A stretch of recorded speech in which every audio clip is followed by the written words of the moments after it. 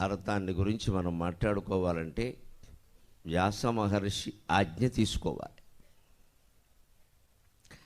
ఆయన కేవలం ఆత్మవాది కాదు, ఆచరణవాది. తాను అనుభవించాడు ఆత్మానందాన్ని వ్యాస మహర్షి. అది లోకానికి అంతటికి అందాలని జీవితమంతా బ్రహ్మచర్యాన్ని పాటించి ఒంటరిగా మిగిలి 1700 శ్లోకాల మహాభారతాన్ని, 14,093 శ్లోకాల భాగవతాన్ని, ఇంకా 18 పురాణాలని మనకు అందించిన మహానుభావుడు. ఆయనకి నమస్కారం చేసి మనం రంగప్రవేశం చేద్దాం. అంతకంటే ముందు మనం సత్యనారాయణ స్వామి ఆలయంలో ఉన్నాం కాబట్టి కార్యకర్తల ఆనందం కోసం, భక్తులందరి ఆనందం కోసం సత్యనారాయణ స్వామిని ప్రార్థించి రంగప్రవేశం చేద్దాం. వ్రతకథ వినియున్ సత్యవ్రతమును పాటింపకున్న, వ్రతకథ వినియున్ సత్యవ్రతమును పాటింపకున్న, రారాజులకున్ గతి చెడునని తెలుపవకో. వ్రతకథ వినియున్ సత్యవ్రతమును పాటింపకున్న, రారాజులకున్ గతి చెడునని తెలియవకో. దితిసుతకరణాయ సత్యదేవాయ నమో. సత్యనారాయణ వ్రతకథ వింటూ ఉంటే మనం చాలా తేలిగ్గా తీసుకుంటాం ఆ విషయాన్ని. ఏదో పురోహితులు మొక్కుబడికి చదువుతూ ఉంటాడు, ఇది అయిపోతే ఇంకో ఖాతా చూసుకోవచ్చు అని ఆయన బాధ. ఇక మనకేమిటంటే 5 అధ్యాయాల కథ ఎవడు వింటాడు? సత్యనారాయణ స్వామికే చికాకు, మనకేం అవసరం? అందుకని మనం కొబ్బరికాయలు లెక్కడుతూ 2 అయ్యాయి, 3 అయ్యాయి, ఇక 1 ఇక 2 అయిపోతే ప్రసాదం తినేయచ్చు అని వింటాం. కానీ నిజానికి మీరు శ్రద్ధగా వింటే విన్నవాళ్ళకి తెలుసు, సత్యనారాయణ వ్రతాన్ని మించి లోకంలో ఆధ్యాత్మిక సామ్యవాదాన్ని తీసుకురాగలిగిన సాహిత్యం మరొకటి లేదు. అంత గొప్పది ఆ కథ, ఆధ్యాత్మిక సామ్యవాదం. మనుషులందరూ సమానం అంటే ఎలా అవుతారు? పొడుగ్గా ఉన్నవాడిని నరికేసి పొట్టివాడికి అంటిస్తారా వాడిని? భౌతికంగా సమానత్వం అసాధ్యమైన విషయం. అది ఎప్పుడూ కాదు, ఎప్పుడూ సాధ్యం కాదు. సృష్టి ఏకమేవా అద్వితీయం బ్రహ్మ, 1తో మొదలైంది. 1 బేసి సంఖ్య, సరి సంఖ్య కాదు. బేసి సంఖ్య మొదలైన సృష్టిని సరిచేయడం ఏంటంటే మన అజ్ఞానం. కానీ దాని మొదలే బేసి, అదంతా బేసే. అదో బేసిన్ అవతల బారాయి, అంతే. నీ పని ఏదో చూసుకో. దాన్ని సరిచేయడం ఏమిటి? ఇది సరి చేద్దాం, అది సరి చేద్దాం. భగవంతుడు సరిచేయలేకపోయాడు. ఈ 3 రోజుల్లో చూద్దాం ఏం చేస్తాడు. భగవంతుడు సరిచేయలేకపోయాడు. ఏది వ్యతిరేకులు కాదు, భక్తుల్ని. ధర్మరాజుకో తిక్క, భీముడికి తిక్కన్నర, అర్జునుడికో సగం తిక్క, నకుల సహదేవుడికి అమాయకపు తిక్క, అందులో నకులుడికి మళ్ళీ సౌందర్యపు తిక్క. 5గురికి 5 తిక్కలు ఉన్నాయి. 5గురికి కలిపి 7 తిక్కలు ఉన్నాయి. ఒక్కొక్కడికి అరతిక్క కూడా ఉంది ఎక్కువ. ఈ తిక్కలన్నీ తట్టుకున్నాడు ఈయన. అంచేది లోకాన్ని సరిచేయడం మన అవసరము కాదు, మన పని కాదు. మనం సరిగ్గా ఉంటే చాలు. నువ్వు సరి చేసుకుంటే చాలు. లోకం కూడా నీకు అనవసరం అసలు. లోకం అంటూ ఎక్కడా ఉండదు. నువ్వు నేను కలిస్తే లోకం మిత్రమా, నువ్వు నేను కలిస్తే లోకం, నిన్ను నన్ను కలిపేది శ్లోకం, అంతకు మించి లేదు ఇక్కడ. నువ్వు నేను కలిస్తే లోకం, నిన్ను నన్ను కలిపేది శ్లోకం. ఈ ఆధ్యాత్మికమైన కథ విన్నా మనం చిత్తశుద్ధితో ఉంటే సమానత్వం ఏమిటో అర్థం అవుతుంది. సత్యనారాయణ వ్రతం కథలో రాజుగారు గొల్లవాడు వచ్చి ప్రసాదం ఇస్తే నువ్వు ఇచ్చేది ఏమిటి, నేను తినేది ఏమిటి అని తినడం. వెంటనే అతనికి జయము మహారాజా, మన రాజ్యం గోవిందా అని కబురు వస్తుంది. వాడు కంగారు పడతాడు, తెలుసుకుంటాడు. వెళ్ళి మళ్ళీ ఆ గొల్లవాళ్ళ దగ్గరికి వెళ్ళి ప్రసాదం ఇమ్మని అడుగుతాడు. వాడు మళ్ళీ ఈయన కోసం వ్రతం చేసి ప్రసాదం ఇస్తారు. ప్రసాదం తింటాడు, కాసి నీళ్లు తాగుతాడు, కూర్చున్నాక జయము మహారాజా, మన రాజ్యం స్వాధీనమైనది అంటారు. కథలో అలా ఉంటుంది. మరి వెంటనే జరగాలి కదా. ఎంత ఆ రాజ్యం పరాధీనమై స్వాధీనమయ్యే వరకు 5 సంవత్సరాలు చూపించాలంటే కథ అలాగా. ఓ 10 ఏళ్ల జీవితాన్ని సినిమాలో 10 నిమిషాల్లో చూపించినట్టే కథలో అలాగే చెప్తారు. ఇందులో మనం ఏమనుకుంటామంటే ప్రసాదాన్ని తిరస్కరించడం వల్ల సత్యనారాయణ స్వామి కోపం వచ్చి ఆయన రాజ్యం హరించాడు. అది కాదండి, అది మొండితనం అవుతుంది, అది అహంకారం అవుతుంది. అదేం వ్యాఖ్యానం? నా ప్రసాదాన్ని తిరస్కరిస్తావా, నా గుళ్ళోకి రాకుండా వెళ్ళిపోతావా? ఇది మామూలు జమీందారులందరూ మాట్లాడేమాట. మా వీధిలోంచి వెళ్ళేవి నన్ను పలకరించలేదు. మనం దేవుడి గుళ్ళో కడితే దేవుడికి ఉపయోగమా, మనకు ఉపయోగమా? దేవుడికి ఏమిటి ఉపయోగం?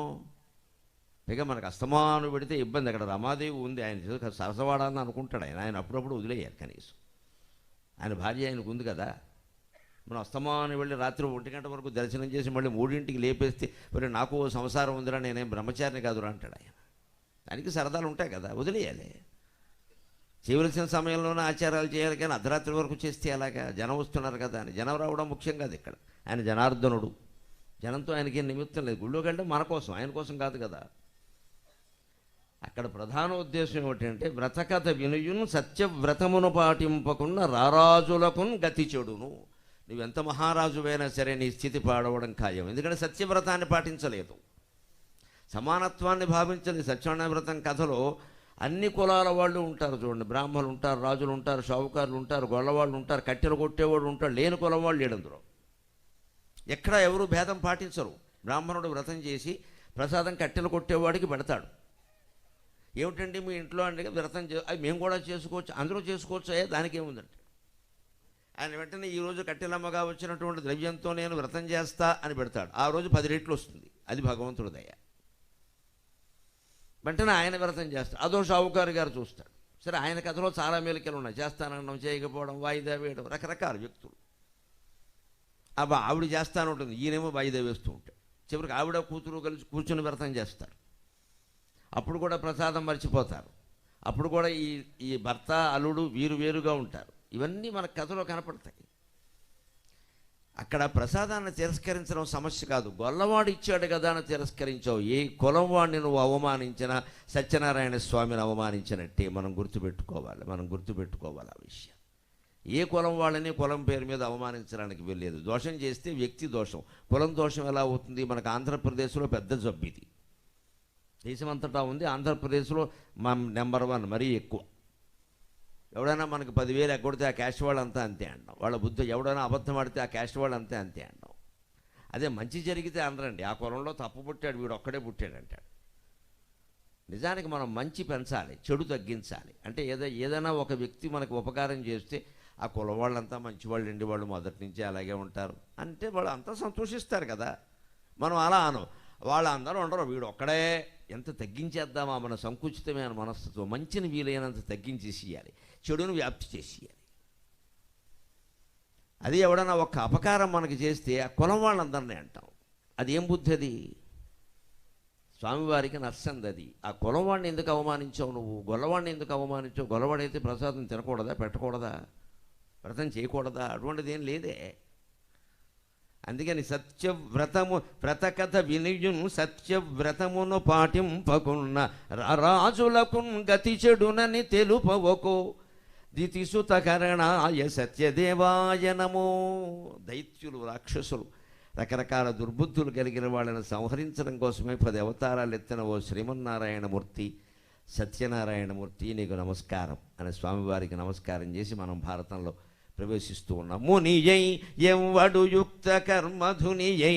వ్యాసుని జీవితం మొత్తం మనకు ఆదర్శం.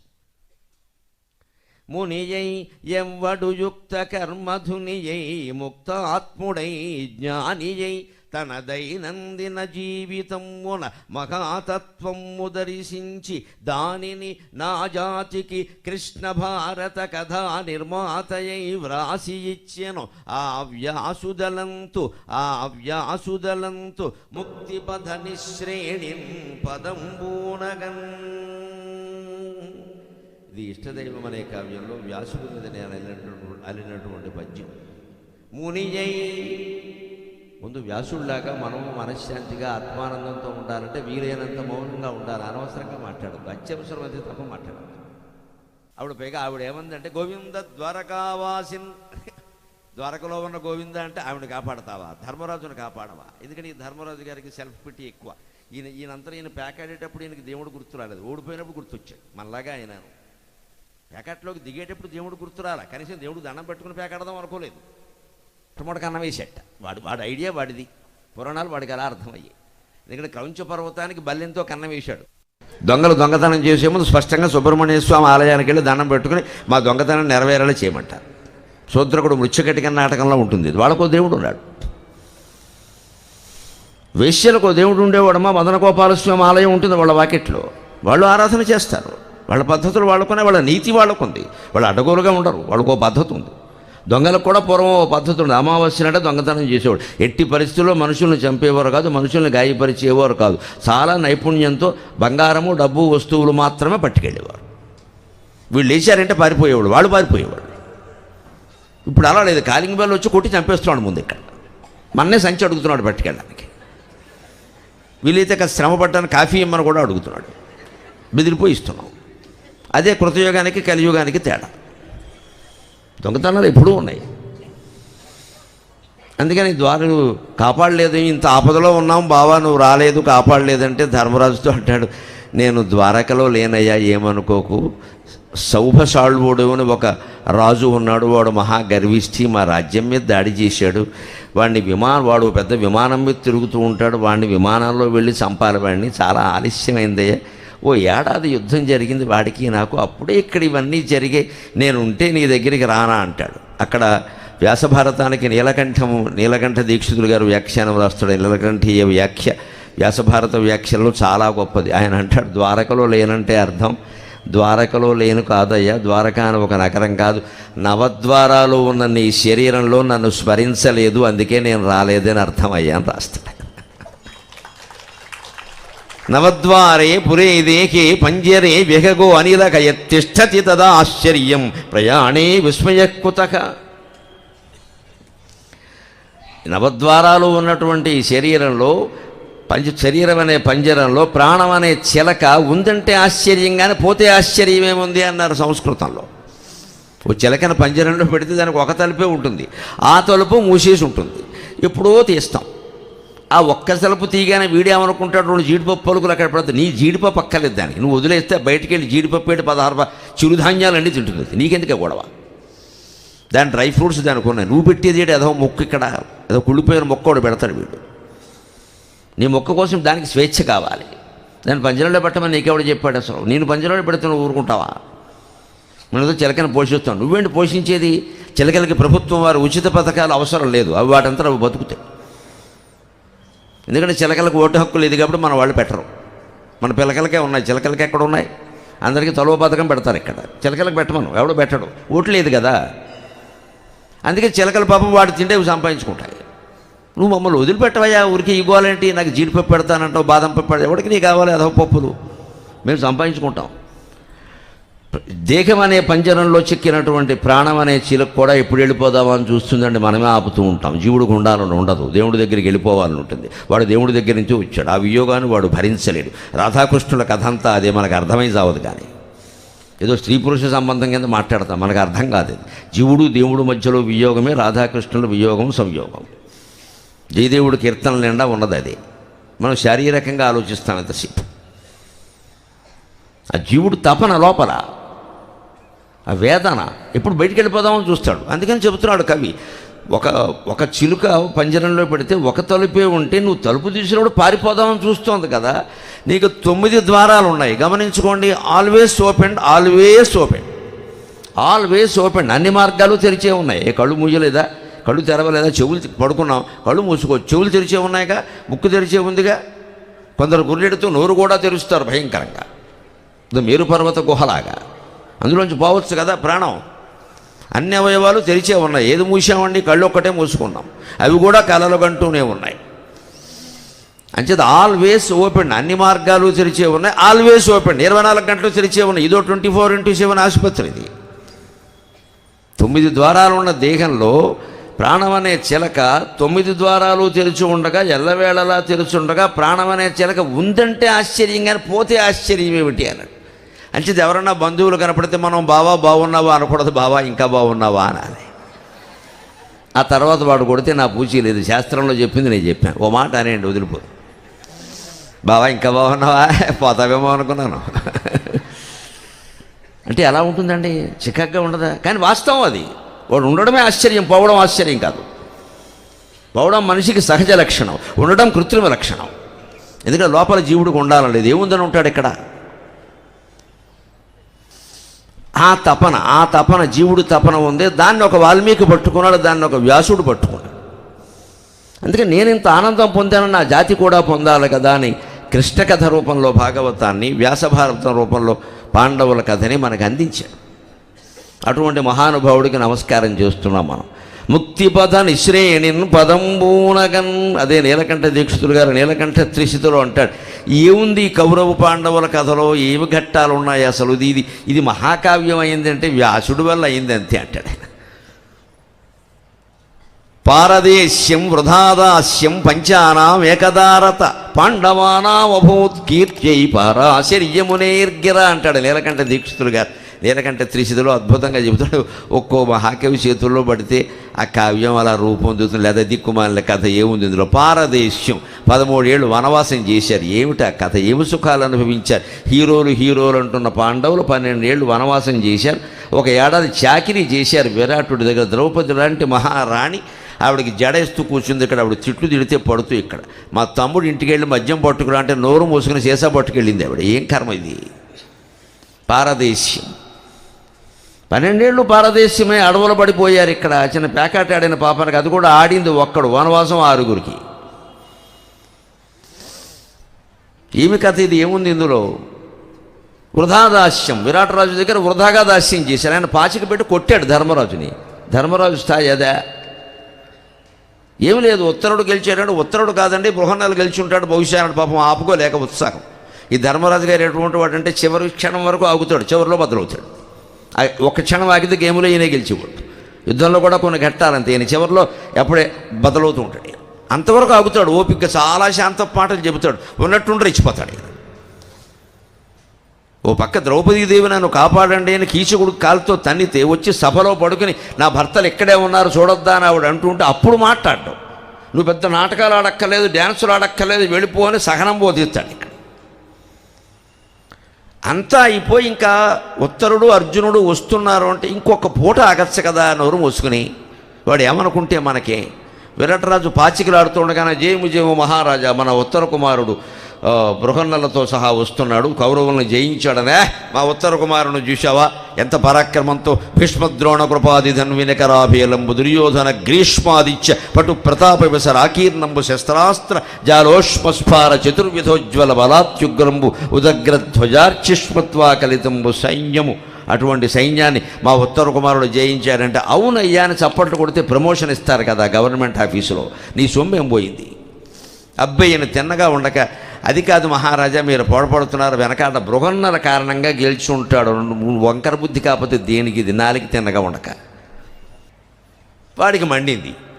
బృహన్నల అందులో పేడివాడు, ఆడా మొగ తెలియదు, వాడు గెలిచాడంటావు, వాడెవడు అని పాచికి పెట్టి కొట్టాడు. ఇదే ప్రమాదాలు కొందెచ్చుకోవడం అంటే. ఇంతవరకు ఊరుకున్నావు కదా ఏడాది పాటు, బయట పెట్టకుండా 24 గంటలు ఆగలేవా? ఉత్సాహం ఎక్కువైపోతే అంతే ఓవర్ యాక్షన్ చేస్తాం మనం. అక్కడ బదలవుతుంది మొత్తం స్టోరీ. ఇంతకాలం ఓపిక పట్టాం కదా, ఇంకో 10 ఏళ్ళు ఓపిక పడితే జీవితం గడిచిపోతుంది కదా. ఏదో అడావుడు చేస్తే ఏమవుతుంది, ఉన్న జీవితం కూడా పోతుంది. ధర్మరాజు అంతే పగల కొట్టుకున్నాడు, పాచికి పెట్టి కొట్టాడు, నెత్తురు గారింది. మళ్ళీ ద్రౌపది అప్పటికప్పుడు వచ్చి కట్టకట్ట. ఆవిడ పెద్ద గొడవ, నువ్వెందుకు కట్టావు అని అడగకుండా నేను ధర్మరాజు గారి దగ్గర పనిచేశానండి, ఈయన అక్కడ కూడా పనిచేశాడు, ఈయన మహానుభావుడు, ఈయన నెత్తురు కనుక ఎన్ని బొట్లు నేల మీద రాలుతుందో అన్నేళ్ళు ఇక్కడ వర్షం కురవదండి, మీ రాజ్యం కోసం ఈ పని చేశానని చెప్పి ఆవిడ తప్పించుకుంది. ఆ మాత్రం లౌక్యం ధర్మరాజుకి లేకపోయా. ఆ లౌక్యం ఉంటే దెబ్బ తగిలేది కాదు కదా. ఇదే ఎంత తెలుసున్నానండి. మహామాజలో మనం పడకుండా ఉండాలి అంటే ఎప్పటికప్పుడు కాస్త బుర్ర ఉపయోగిస్తూ ఉండాలి. ఎవడో ఫోన్ చేసి నీ ఫోన్కి ₹1 వచ్చిందనగా హా అని లింక్ నొక్కేయకూడదు. కోటి రాకపోగా ఉన్న 10 లక్షలు పోతాయి. వాడు ఎందుకు ఇస్తాడు? వాడు మనకు ఏమైనా మేనత్త కొడుకా తోడలుడా? ₹1 మన ఫోన్కి ఎందుకు ఇస్తాడండి? మీరు కొత్త సిమ్ కొన్నారు, మీ సిమ్ములన్నీ మేము ఏదో వేలంపాట వేసాం, లాటరీ తీసాం, అందులో మీ సిమ్కి 10 లక్షలు వచ్చి నీ సిమ్ మీద వాటికి ఏమిటి, ఎందుకు ఇస్తాడు అని ఆలోచించి దాన్ని వదిలేయాలి. అబ్బాయి వీలైతే నొక్కేద్దామంటే ఈ సిమ్ము నొక్కి సిమ్ము తీసేలోగా 10 లక్షలు పోయాయి. కొత్త సిమ్ కొనగానే ఫోన్ బహుమతి పంపెట్టకూడదు. ఈ సిమ్ కొన్న వాళ్ళకి మేము బహుమతి ఇస్తున్నాను. వీడు ఈ సిమ్ తీసి ఆ ఫోన్లో వేశాడు, ఆ ఫోన్లో వాడు టెక్నాలజీ పెట్టాడు, వీడి మొత్తం వివరాలన్నీ లాగడానికి. అది వీడికి తెలియదు. ఇప్పుడు వాడేవాడు మనకి ఫోన్ పంపడానికి బహుమతి, వాడు పంపితే మాత్రం మనం తీసుకోవడం ఏంటి? ఈ పాటి 25,000 ఫోన్ 30,000 ఫోన్ మనం కొనుక్కోలేమా అని ఆలోచించద్దా? అసలు మనకి ఫ్రీగా వస్తే ఫినాయిల్ తాగేసే రకం అంతే మనం. తర్వాత ఏమవుతుందో మనకు ఫ్రీగా వచ్చింది తాగే. ఏమో అదృష్టం, ఇవాళ నాకు వారఫలాల్లో రాశాడు కూడాను 5వ తారీఖు అనుకోకుండా ఆదాయం అని. అలాంటి వాళ్ళు తయారయ్యారు ఇప్పుడు. 5వ తారీఖు అనుకోకుండా ఆదాయం మొత్తం రాశి వాళ్ళందరికీ వచ్చేస్తుందా? ఎవడో ఒకడికి వస్తుంది పొరపాటు, అది కూడా రాదు. ఆ వచ్చిన వాడిని టీవీలో చూపించి చెప్పిస్తారు, ఆయన చెప్పినట్టే నాకు వచ్చిందని. ఆదాయం 5వ తారీఖు మనకు రాదమ్మా, ఆ రాశి ఫలాలు చెప్పేవాడికి వస్తుంది బోల్డ్ ఆదాయం, మన అజ్ఞానం కారణంగా. లేదు ఆ ప్రోగ్రామ్ ఏ టీవీలో వస్తుందో ఆ టీవీ వాడికి వస్తుంది, వాడి నుంచి మళ్ళీ వాడు వీడో మోసగాడు, వీడిని మించిన మోసగాడు వాడు పుచ్చుకుంటాడు శుభ్రంగా. మనం అమాయకులం అయ్యాము ఇక్కడ. ఇదే తత్వాన్ని జీవితానికి అన్వయించుకోకపోతే వచ్చే ప్రమాదం ఇది. అందుకని దాన్ని మీరు అన్వయించుకోండి అని చెప్పాడు. అలా అన్వయించిన కథ కాకపోతే ఇందులో ఏముంది? 12 ఏళ్ళు దాస్యం చేశారా, వృధా దాస్యం చేశారా, ఏడాది పాటు 12 ఏళ్ళు అడవుల పాలు అయ్యారు, అంతేకాదు. పంచానాం ఏకదారత రామాయణ కాలంలో లేదే, భారత కాలంలో లేదే, అనంతర కాలంలో లేదే. 5 అన్నదమ్ములకి ఒకరే భార్య అయినా మహాపతివ్రతగా ఆవిడని గౌరవిస్తున్నారు అందరూ కూడా. ఆవిడలో ఏ దోషము లేదు, అన్నదమ్ముల మధ్యలో భేదం రాలేదు. ఇదంత విచిత్రం ఇది. అయినా వాళ్ళని అందరూ గౌరవించారు. ఏముంది ఇందులో కథ?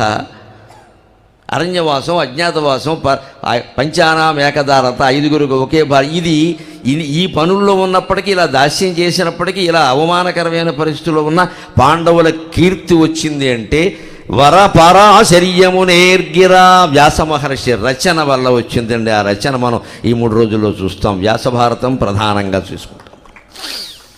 ఆయన తపస్సు వల్ల కష్టపడిన వాళ్ళకి, కష్టాలు పడిన వాళ్ళకి కీర్తి వచ్చేలా చేశాడు ఆయన. వీళ్ళు కష్టపడవచ్చు, కష్టాలు పడవచ్చు. మీరు కష్టపడతారు, కష్టాలు పడతారు, కంగారు పడకండి, దానికి అంటి పెట్టుకుని ఉండండి.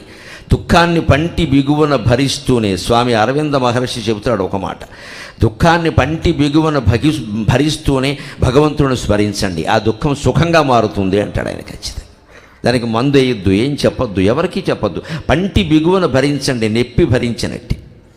భగవత్స్మరణ మానద్దు. సత్యదేవాయ నమః, సత్యదేవాయ నమః మానద్దు. ఆయనకి ఏదో ముళ్ళు పెట్టి పొడిచినట్టుగా ఆయన నామంతో ఆయన పాదాలని పొడవాలి మనం, అప్పుడు ఆయన దిగొస్తాడు. వీడు వదలట్లేదు, మంచంలో కూర్చొని కూడా నన్నే స్మరిస్తున్నాడు, నేను చూసుకోకపోతే ఎలాగా?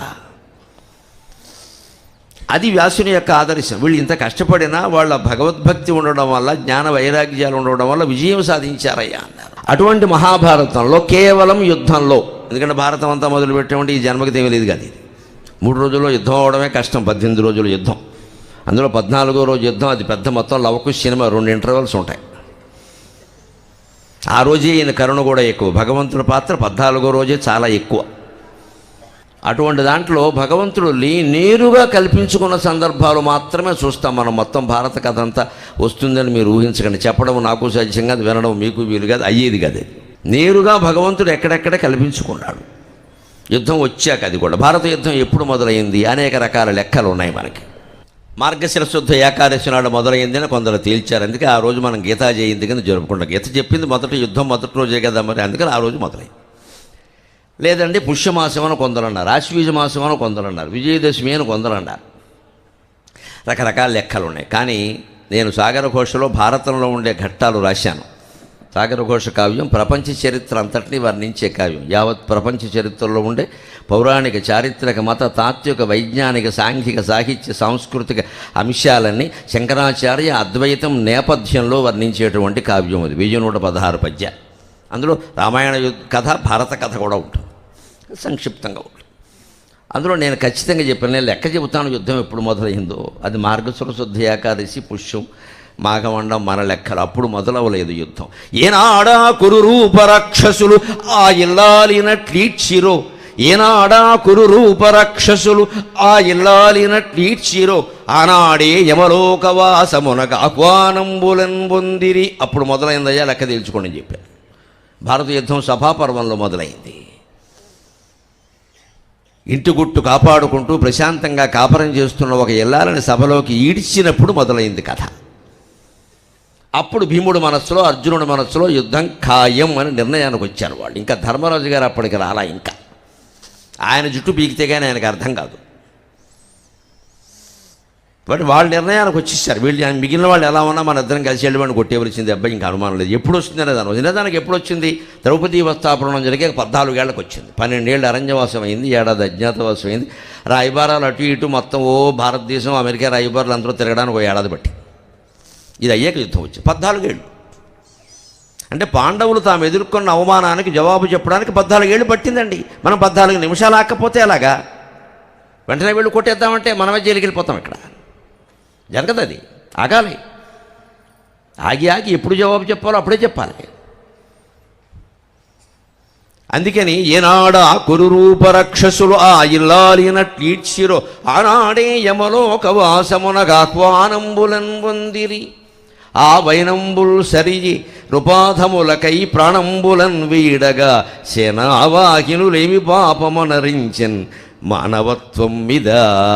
నా కోణం నాది సామాజికమైన కోణం. ఏ పురాణం చెప్పినా, ఏ ఉపనిషత్తు చెప్పినా నేను సోషల్ సామాజిక వ్యాఖ్య చేయకుండా నేను సమాజానికి ఉపయోగపడినప్పుడు వేదం అయితే నాకే, శాస్త్రం అయితే నాకే, ఎక్కాల పుస్తకం అయితే నాకే. నేను భారత యుద్ధం విషయంలో నా అభిప్రాయం ఏంటంటే అది వదిలేయండి, అదంతా వాళ్ళ ఇంటి తగదా, వాళ్ళు చూసుకోవాలి కదా, వీధిలోకి ఎందుకు రావాలి? నరరూప రాక్షసులు కాదు, కురురూప రాక్షసులు దుర్యోధనుడు, దుశ్శాసనుడు, వీళ్ళు వాళ్ళకి తోడుగా ఉండే శకుని, కర్ణుడు మొదలైన వాళ్ళు. ఆ ఇల్లాలను ఎప్పుడు ఈడ్చుకొచ్చారో ఆ రోజే యమధర్మరాజు వాళ్ళకి ఇన్విటేషన్ పంపాడు. Your kindly invited to their, దాంట్లో వచ్చేయి, అయిపోయింది, రోజులు లెక్కెట్టుకోండి. ఆ రోజే మొదలైంది యుద్ధం. అది వదిలిపెట్టండి. ఆ వైనంబులు సరి నృపాదములకై ప్రాణంబులన్ వీడగా సేనావాహినులేమి పాపమరించను మానవత్వం మీద అని నేను కావ్యంలో ప్రశ్నించావు కవిగా. సామాన్య మానవులు 21 లక్షల మంది చనిపోయారే. ప్రారంభంలో పాల్గొన్న వాళ్ళు 21 లక్షల మంది మానవులు. ఇంకా ఏనుగులు, గుర్రాలు అవన్నీ పక్కనట్టండి. మళ్ళీ ఇందులో 10 మంది చనిపోగానే 10 మందిని తెచ్చిపెట్టారు. అందుకే వ్యాసభారతంలో మీకు మొట్టమొదటి సైన్యం లెక్కలు వేరు. యుద్ధం అయిపోయిన తర్వాత ఎంతమంది చనిపోయారంటే 1 కోటి మంది వెళ్తారు. 1 కోటి మంది ఎలా పోయారు? ఇప్పుడు ఈరోజు 1,00,000 మంది పోతే 1,00,000 మందిని తెచ్చిపెట్టారు అక్కడ. మరి వాళ్ళు పోలేదా? అంచేత 1 కోటి మంది పోవడం అనేది కూడా లెక్కే. ఇది 21 లక్షలే కదండి, 1 కోటి మంది ఎలా పోతారు అనద్దు. వీళ్ళు పోతే వాళ్ళని తెచ్చిపెడతారు. సారథి పోయాడు, సారథిని తెచ్చిపెట్టుకోరా, ఆపేస్తారా? ఒకే ఒక్క రోజున దుర్యోధనుడు సాధువులు 6 చచ్చారు పాండవుల చేతులు. 6 సారథులు ఒకే రోజు పోయారు. తెచ్చిపెట్టుకోరేటి? దుర్యోధనుడు సారథ్యం చేస్తాడా? అంచేతని పోయిన వాళ్ళు మళ్ళీ వాళ్ళని రీప్లేస్మెంట్ అంటారు కదా, వాళ్ళ చోట్లలో పెట్టిన వాళ్ళు లెక్కెట్టుకుంటే 21కి 5 రెట్లు వేసుకోండి, 18 రోజులు 1 కోటి మంది పోయారు, అనుమానం వెళ్ళా. ఆనాడు ఉన్న జనాభా ఎంత? స్వాతంత్ర కాలం నాడే 30 కోట్లు కదా మన దేశ జనాభా. మరి అప్పుడు ఎంత ఉంది? ఎంతమంది ఎలా పోయారు? మరి వీళ్ళేం పాపం చేశారు అని అడిగాను నేను. కవి అంటే అంతే.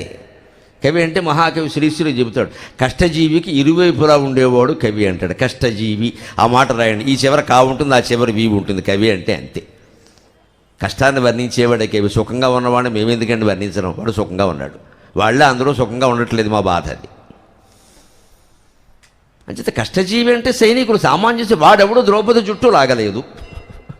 వీడికి పాండవుల కోసమో కౌరవుల కోసమో ప్రాణత్యాగం చేయాల్సిన అవసరం లేదు. ఇంత గొప్ప పాత్ర నిర్వహించిన కృష్ణ పరమాత్మను కూడా నేను ఒకటే ప్రశ్న వేశాను సాగర ఘోష కావ్యంలో. నువ్వు ఒకవైపు ఉంటావా, నారాయణ గోపాలులోని 10,000 మందిని అటు పంపిస్తావా? వాళ్ళంతా నీ వాళ్ళేనా? వాళ్ళతో మళ్ళీ ఈ కృష్ణ అర్జునులే యుద్ధం చేశారా? ఇదేమి న్యాయం? తనకు ధర్మము వేరు గోపకులకు ధర్మము వేరవుని, తనకు ధర్మము వేరు గోపకులకు ధర్మము వేరవుని, పొంతన లేదా 10,000 సైనికులను అన్యాయంబుగా కౌరవేంధన సంచాలిత మారణాగ్నులయుడిన్ ధనం విడిన్. అన్యాయంబుగా 10,000 సైనికులను అన్యాయంబుగా కౌరవేంధన సంచాలిత మారణాగ్నులయుడిన్ దానం విడన్. దిక్కుమాలిన యుద్ధంబులు అమాయక ప్రజకు కల్పించన్ వృధా మృత్యువులు. మీరు కొట్టుకుంటే కొట్టుకుండాయా, సామాన్య ప్రజలు ఏం నేరం చేశారు అంటే కృష్ణుడు లాంటి వాడికి కూడా ఆ రోజు ఉండే రాజుల ఆచారాన్ని పాటించక తప్పలేదు. ఆ రోజు ఉండే క్షత్రియుల ఆచారం ఏమిటంటే ధర్మాధర్మాలతో నిమిత్తం లేకుండా ఎదురు రాజు సైన్యం అడిగితే పంపించాల్సిందే, ఇంకో మాట లేదు. ఆ రోజు కూడా అన్యాయం ఉంది. వాళ్ళు కొన్ని పద్ధతులు ఉన్నాయి. యుద్ధానికి రమ్మన్నా, జూదానికి రమ్మన్నా కాదని అనకూడదు. క్షత్రియుల్లో మాత్రమే ఉంది. ఇప్పుడు క్షత్రియులు కాదు, అప్పుడు. అది పౌరుషానికి సంబంధించిన విషయం. అందుకే ధర్మరాజు వెళ్ళాడు అని కూడా అంటారే. పిలిస్తే రావట్లేదు, నువ్వేం రాజు అయ్యా అంటారు. అక్కడ న్యాయం ఉన్నా లేకపోయినా వెళ్ళాలంతే, ఒక సంప్రదాయం అది. ఆ సంప్రదాయాన్ని పాటించి పైగా దుర్యోధనుడు కూడా అప్పటికే వచ్చాడు. ఎందుకంటే అర్జునుడి కంటే ముందు వచ్చాడు. ఈయన కావాలనే తలకాయ ఇటు పెట్టుకుని ముసుగు కూడా వేసుకున్నాడు, కళ్ళకి గంతలు కూడా పెట్టేసుకున్నాడు. విమానాల్లో పెట్టినప్పుడు ఐ మాస్క్ పెట్టుకున్నాడు కనపడకుండా, ఈయన కనపడద్దు. లేచాక ఏమన్నాడు దుర్యోధనుడు, బావా అనగానే నువ్వు ఎప్పుడు వచ్చావండి, అతనికంటే ముందే వచ్చాడు, ముందుగా వచ్చి నువ్వు ముందుగా అర్జును నేను చూచి తిని 16,000 కాపురాలు చేశాడు. లౌక్యం ఒకటి చెప్పాలా, ఓ డైలాగ్ వేసాడు అక్కడ. నువ్వు ముందు వచ్చావా, కానీ నేను ముందు అర్జునుడు చూశానయ్యా అంటే ఏమన్నారు ఇప్పుడు దుర్యోధనుడు? అది కృష్ణుడు లౌక్యం. ఆ లౌక్యం బలరాముడికి ఉండదు, ధర్మరాజుకు ఉండదు, ఎవడికే ఉండదు. ఆయన తప్పించుకున్నాడు. నాకు తెలియదయ్యా, మరి నా దృష్టిలో పడాలి కదా ముందు వస్తే.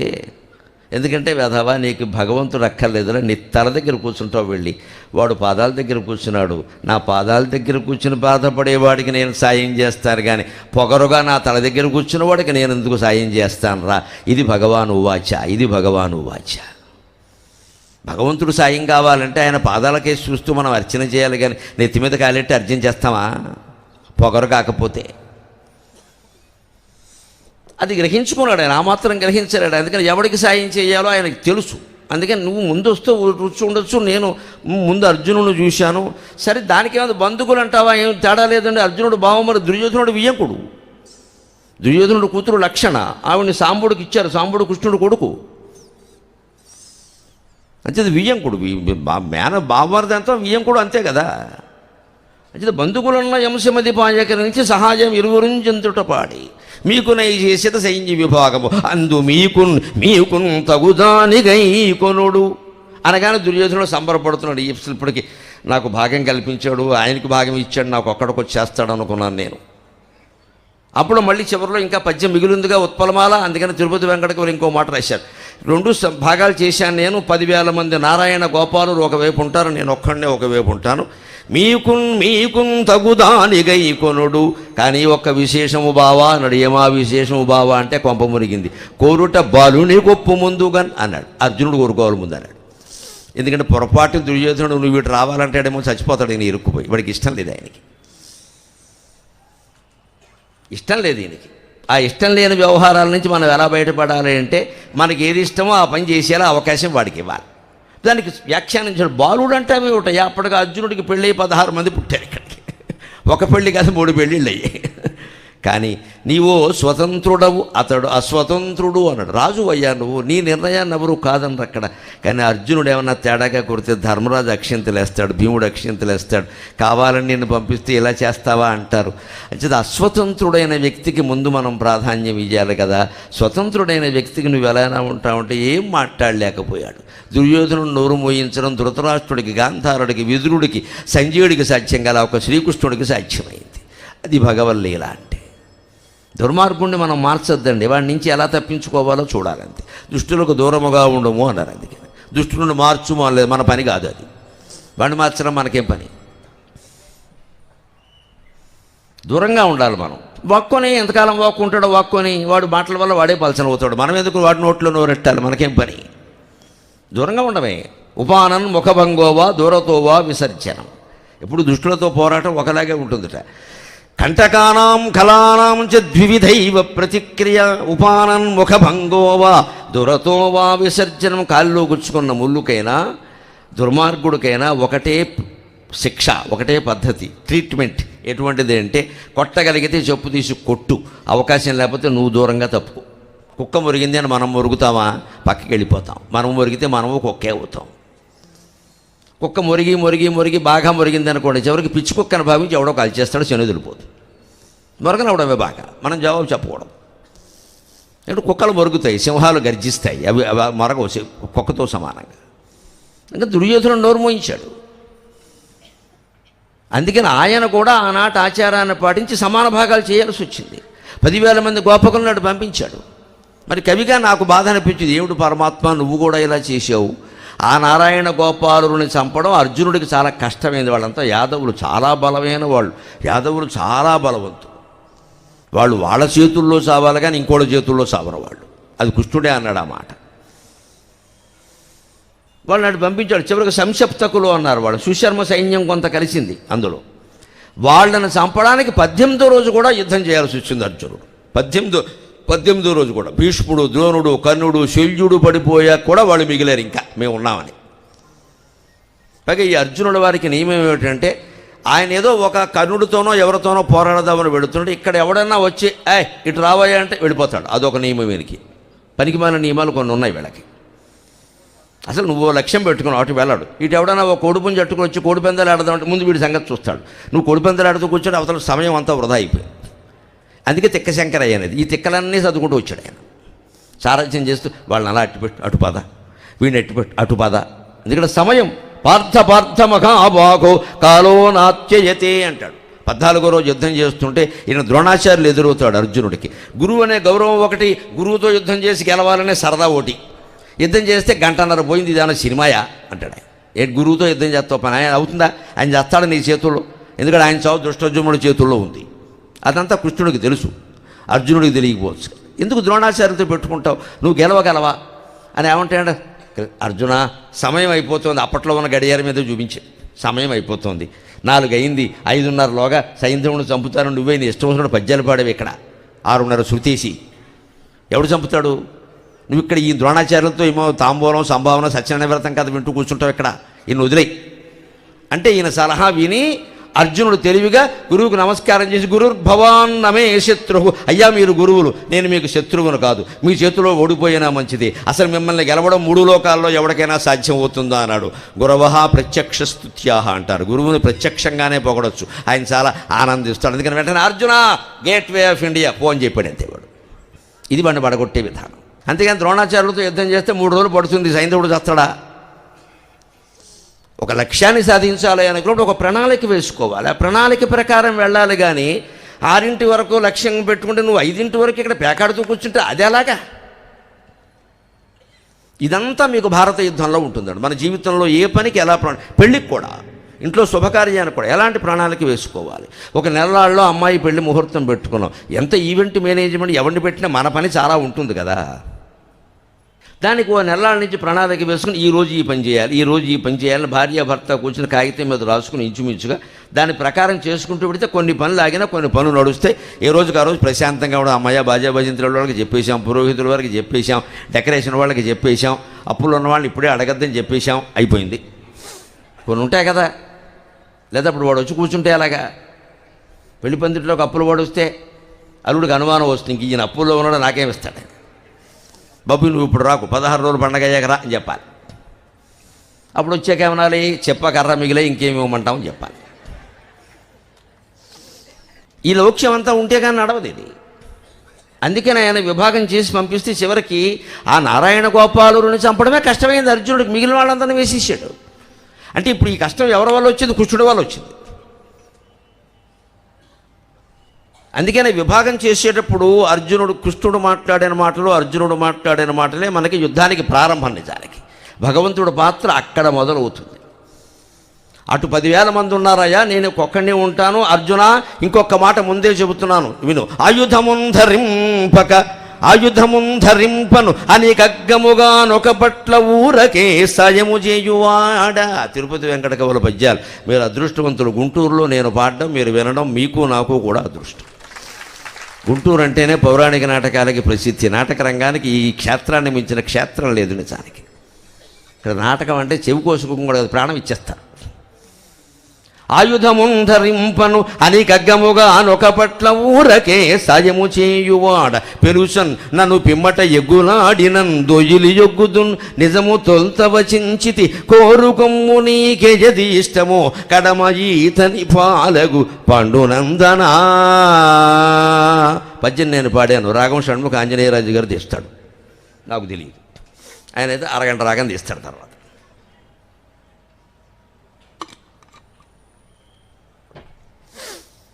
ఇప్పుడు అర్జునుడు కోరుకోవాలో లేదో ఆలోచించాలి. యుద్ధానికి కోరేవాడు నేను ఆయుధం పట్టట్లా యుద్ధం చేయట్టు. దేనికి ఇక్కడ ఇడ్లీ తిని కూర్చుంటాడు వచ్చి రథంలో. ఇక్కడ ఇదేం భగవంతుడి పాత్ర, ఇడ్లీ పాత్ర? ఆయన చెప్పింది అది. ఇది పరీక్ష భక్తుడికి. నేనేం చెయ్యను అన్నా సరే నువ్వు నన్ను ఆశ్రయిస్తే అప్పుడు నేను చూపిస్తాను నా కరుణ. అందుకని నేనేం చెయ్యాలో నువ్వు షరతులు పెట్టావు. భగవంతుడిని ఎప్పుడు మన పనులు చేయమని అడగకూడదమ్మా. ఆయన పనులు మనం చెయ్యాలి. ఆయన పనులు అంటే ధర్మశాస్త్రాల్లో చెప్పిన పనులు మనం చెయ్యాలి. కొట్టుకోకండి, బంధువులు అన్నదమ్ములు కొట్టుకోకండి, భార్యాభర్తలు కొట్టుకోకండి, పిల్లలతో ఇవన్నీ ధర్మశాస్త్రాల్లో చెప్పిన పనులు. ఆ పనులు మనం చెయ్యాలి. మనం చేయడం మానేసి కొట్టేసుకుని కోర్టుకు వెళ్ళి నన్ను గెలిపించు. ఎవరి మీద? మీ అన్నగారి మీద, మీ అక్కగారి మీద. బుద్ధి లేదా? అన్నగారికి ఒక అరకరం వదిలేయలేమా? అక్కగారికి ఒక తులం బంగారం వదిలేయలేమా? కుట్టుకు చచ్చిపోవాలా? పైగా దానికోసం గుళ్ళోకి వెళ్ళి దెబ్బలాడడం ఆయనతోటి. పైగా రామచంద్రమూర్తి గుళ్ళోకి వెడతారు. ఆయన అనుకుంటాడు సీతాదేవికి తిరిగి సీత భరతుల మీద రిట్టేయాలనే విషయం నాకు తెలియలేదు, వీడు వచ్చి చెబుతున్నాడు ఇక్కడ. నేను మాట్లాడకుండా అరణ్యానికి వెళ్ళిపోయాను బెర్రివాడిని, వీడు రిట్టేస్తట. నేను భరతుల మీద రెట్ట కూడా వేయలేదు. అయ్యయ్యో ఎంత అమాయకుణ్ణి అంటే రామచంద్రమూర్తి వెంటనే సీతకేసి తిరుగుతాడు. నీకంటే అమాయకురాలయ్యా, నన్నేం చేయమంటావు? నీకు వనవాసంగా నాకు లేదు కదా, నేను వచ్చేసి అని పెట్టి సర్దుకుని ఉంటుంది. పోనీ వచ్చేమన్నా సుఖపడింది కనుక. అది కదా మన రామాయణ భారతాలు మనకి ఏం చెబుతున్నట్టు. మేము ఏం పడ్డామో ఆలోచించండి, మేము ఏం చేసామో చూడండి. మమ్మల్ని పట్టుకెడుతారేంటి? కోరికలు తీర్చమండి. మాకే తీరలేదు కోరికలు. 14 ఏళ్ళు వనవాసం ఆయన చేశాడు, 12 ఏళ్ళు వనవాసం ఏం చేశాడు. మనం ఏమనుకుంటున్నాం? ఒక్కరోజు కూడా మనకి ఏ కష్టం రాకుండా ఒక్కరోజు కూడా పని మనిషి మానడానికి వీల్లేదు. ఆ రకంగా సత్యనారాయణ స్వామి కోరికలు తీర్చాలి. మరి ఏం చేస్తాం? మన కోరికలు కోరడం కాదండి భగవంతుడి దగ్గర. మనం చెప్పిన పనులు చేయమని అడగడం కాదు, ఆయన చెప్పిన పనులు మనం చెయ్యాలి. అది పరీక్ష. అందుకని ఆయుధము ధరించను ముందే చెబుతున్నాను. నేను ఆయుధం పట్టుకోను. అని కగ్గముగా నొక పట్ల ఊరకే సయము చేయువాడు. ఆ ఊరకే అన్న చోట ఊరికే అంటాడు. ఏదో ఊరికే బుద్ధికి తోచిన సాయం. చేతి చెత్త లేతలేదు, మాట సాయమే, తోటా సాయం ఉండదు. ధనుసు పట్టుకోను ముందే చెప్పేశాడు స్పష్టంగా. పెలుసన్నను పిమ్మట ఎగ్గురాడినం దొయ్యిలు ఎగ్గుదు. తర్వాత ఏదో కంగారులో మళ్ళీ నన్ను బాబా నువ్వు సాయం చేయలేదంటే నేను దోషులు పట్టి క్షమాపణ కోరడం తప్ప నేను చేసేది లేదు. నేను చేయనని ముందే చెబుతున్నాడు కదా. కోరుకంగు నీకేయది ఇష్టము కడమ ఈతని పాలగు పండునందనా.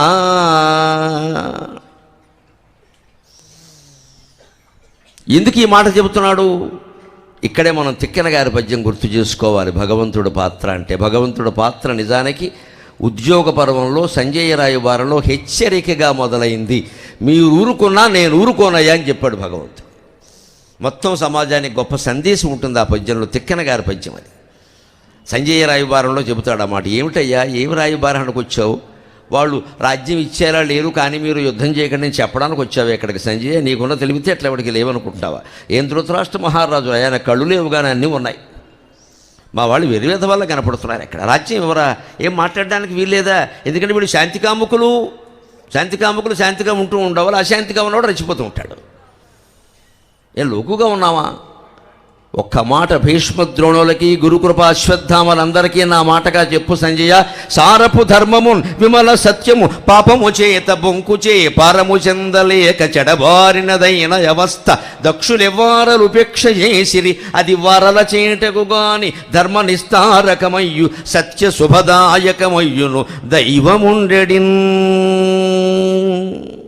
యదా యదాకి ధర్మస్య గ్లానిర్భవతి భారత అభ్యుత్థానం అధర్మస్య తదాత్మానం సృజామ్యకం.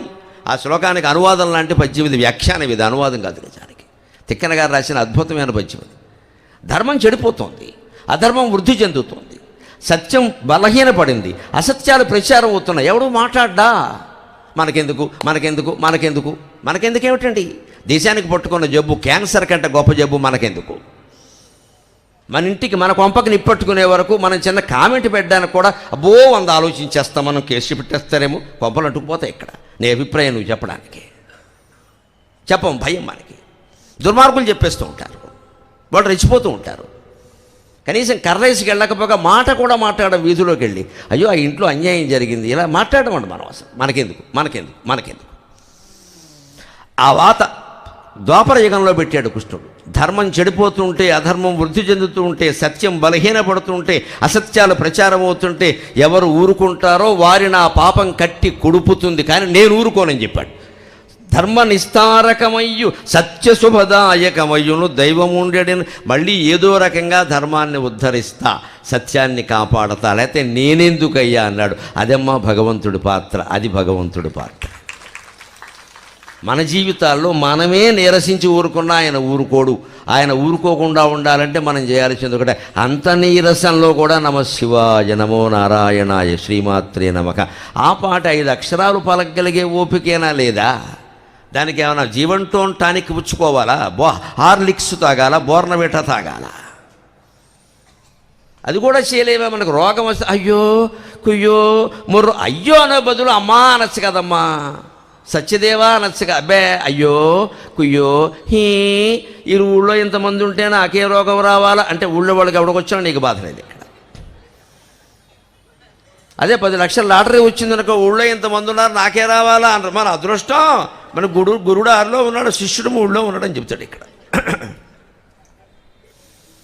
ఇదంతా భగవంతుడు గమనిస్తాడు. అందుకే చెప్పాడు, సత్యాన్ని ధర్మాన్ని కాపాడడానికి మీరు సిద్ధపడితే ఆ పుణ్యం మీకు దక్కుతుంది. నాకు పుణ్యం అక్కర్లేదు, భగవంతుడికి పుణ్యం ఏమిటండి? నాకు పేరు అక్కర్లేదు, నాకు డబ్బు అక్కర్లేదు, లోకమంతా నాదే, నాకు మీరేమిటి ఇస్తారు? మీ తలకాయ. మీకు పుణ్యం దక్కాలంటే మీరు ఆ పని చేయండి. మీ పేరు 10 మంది చెప్పుకోవాలంటే విష్ణు సహస్రం చెప్పమంటే ఆయన చెప్పచ్చు కదా, మా భీష్ముని చెప్పమన్నాడు. భీష్ముడు అక్కడికే, నువ్వు నీ ఎదురుగా కూర్చోబెట్టి నీ చెప్పడం ఏమిటయ్యా అర్థం లేకుండా? నారాయణమూర్తిని ఎదురుగా పెట్టి నారాయణ సహస్రం చెప్పమంటావా? నేనేం చెప్పను అంటే, నాకు బోళ్ళు పేరుందయ్యా, ఆ స్తోత్రం నీ పేరు మీద నిలబడుతుంది, నువ్వు చెప్పవయ్యా అన్నాడు. అది భగవంతుడు కరుణ, అది భగవంతుడు కరుణ. ఎప్పటికీ మన అనుశాసనిక పర్వణి భీష్మ యుధిష్ఠిర సంవాదే శ్రీ విష్ణు సహస్ర స్తోత్రం నామ 49,000 అధ్యాయక అని చెప్పుకుంటున్నావా లేదా? మరి యుధిష్ఠిర భీష్మ సంవాదే అని ఎందుకు వచ్చింది? భీష్ముడు చెప్పబట్టే. కృష్ణుడే చెబితే ఎందుకు వస్తుంది? భగవంతుడు కీర్తి అక్కర్లేదు, డబ్బు అక్కర్లేదు, ప్రపంచం అంతా అయిందే, మనకేమిస్తాం? ఈశావాస్యమదం సర్వం యత్కించి జగత్యాం జగతు. ఈ సృష్టి మొత్తంలో మనం వింటున్నది, చూస్తున్నది, అనుభవిస్తున్నది అంతా భగవంతుడిదే. నువ్వు ఆయనకి ఏం ఇయ్యలేవు. ఇవ్వడం అని ఏదో ఆకో పువ్వు ఇవ్వడం మన సంతృప్తి కోసం, కానీ అది ఆయనకి సరిపోదు. అందుకని నువ్వు ఊరుకున్నా నేను ఊరుకోనయ్యా. కానీ ఒకటి గుర్తుపెట్టుకో, భీష్మ, ద్రోణ, అశ్వత్థామ, కృపాచార్య అందరికీ చెబుతున్నా, ఆవేళ వస్త్రాపహరణం అప్పుడు ఊరుకున్నారు. ఈవేళ మీరు ఊరుకోకపోగా దుర్మార్గుల పక్షాన యుద్ధానికి సిద్ధమవుతున్నారు మరింత తీవ్రంగా. ఆవేళ ఊరుకున్నారు, కనీసం లోక్సభలో కొన్ని పక్షాలు ఇష్టం లేకపోతే బాయ్కాట్ చేస్తాయి. అది కూడా చేయలేదు మీరు, బాయ్కాట్ చేయాలి. పోనీ చూస్తూ ఊరుకున్నారు. కొన్ని ఓటింగ్లో పాల్గొనవు, రకరకాల దరిద్రాలు ఉన్నాయి ఇందులో. కొందరు వెళ్ళిపోతారు, కొందరు ఉండి కూడా పాల్గొనరు, కొందరు ఓటేస్తారు. అందుకని ఇవన్నీ ఏం చేయలేదు మీరు, కనీసం ఏం చేయాలి? మీరు చూస్తూ ఊరుకున్నారు. పైగా ఇప్పుడు చూస్తూ ఊరుకోకుండా యుద్ధానికి సిద్ధం అవుతున్నారంటే అధర్మపక్షాన్ని భీష్ముడు, ద్రోణుడు, కృపాచార్యులు, అశ్వత్థామ, కర్ణుడు లాంటి వాళ్ళందరూ యుద్ధం చేస్తే పాండవులు గెలవగలరా? అసలు సాధ్యమేనా అది? వాళ్ళు ఎలాంటి వాళ్ళు? ఎటువంటి వరప్రసాదాలు ఉన్నాయి వాళ్ళకి? ఇటువంటి వాడు ధర్మం తరఫున మాట్లాడాలా, అధర్మం తరఫున మాట్లాడతారు? మన జీవితాల్లో మనం నిర్ణయించుకోవాలి. మనం బలగం ఉన్నది ధర్మాన్ని సంరక్షించడానికి, కానీ అధర్మాత్ములను సంరక్షించడానికి కాదు. అలా చేస్తే ఏదో రకంగా మనం కొట్టేస్తారు. కృష్ణుడు అందరినీ కొట్టించేశాడు, మొత్తం ఎవడు మిగలేదు ఎక్కడ. ఇంత మహావీరులందరూ పోవలసిందే పోయారు. అందుకని చెప్పాడు, నేను ఊరుకోనయ్యా, మీరు ఊరుకోనా, కానీ ఊరుకుంటున్నారు చూడండి అన్నాడు.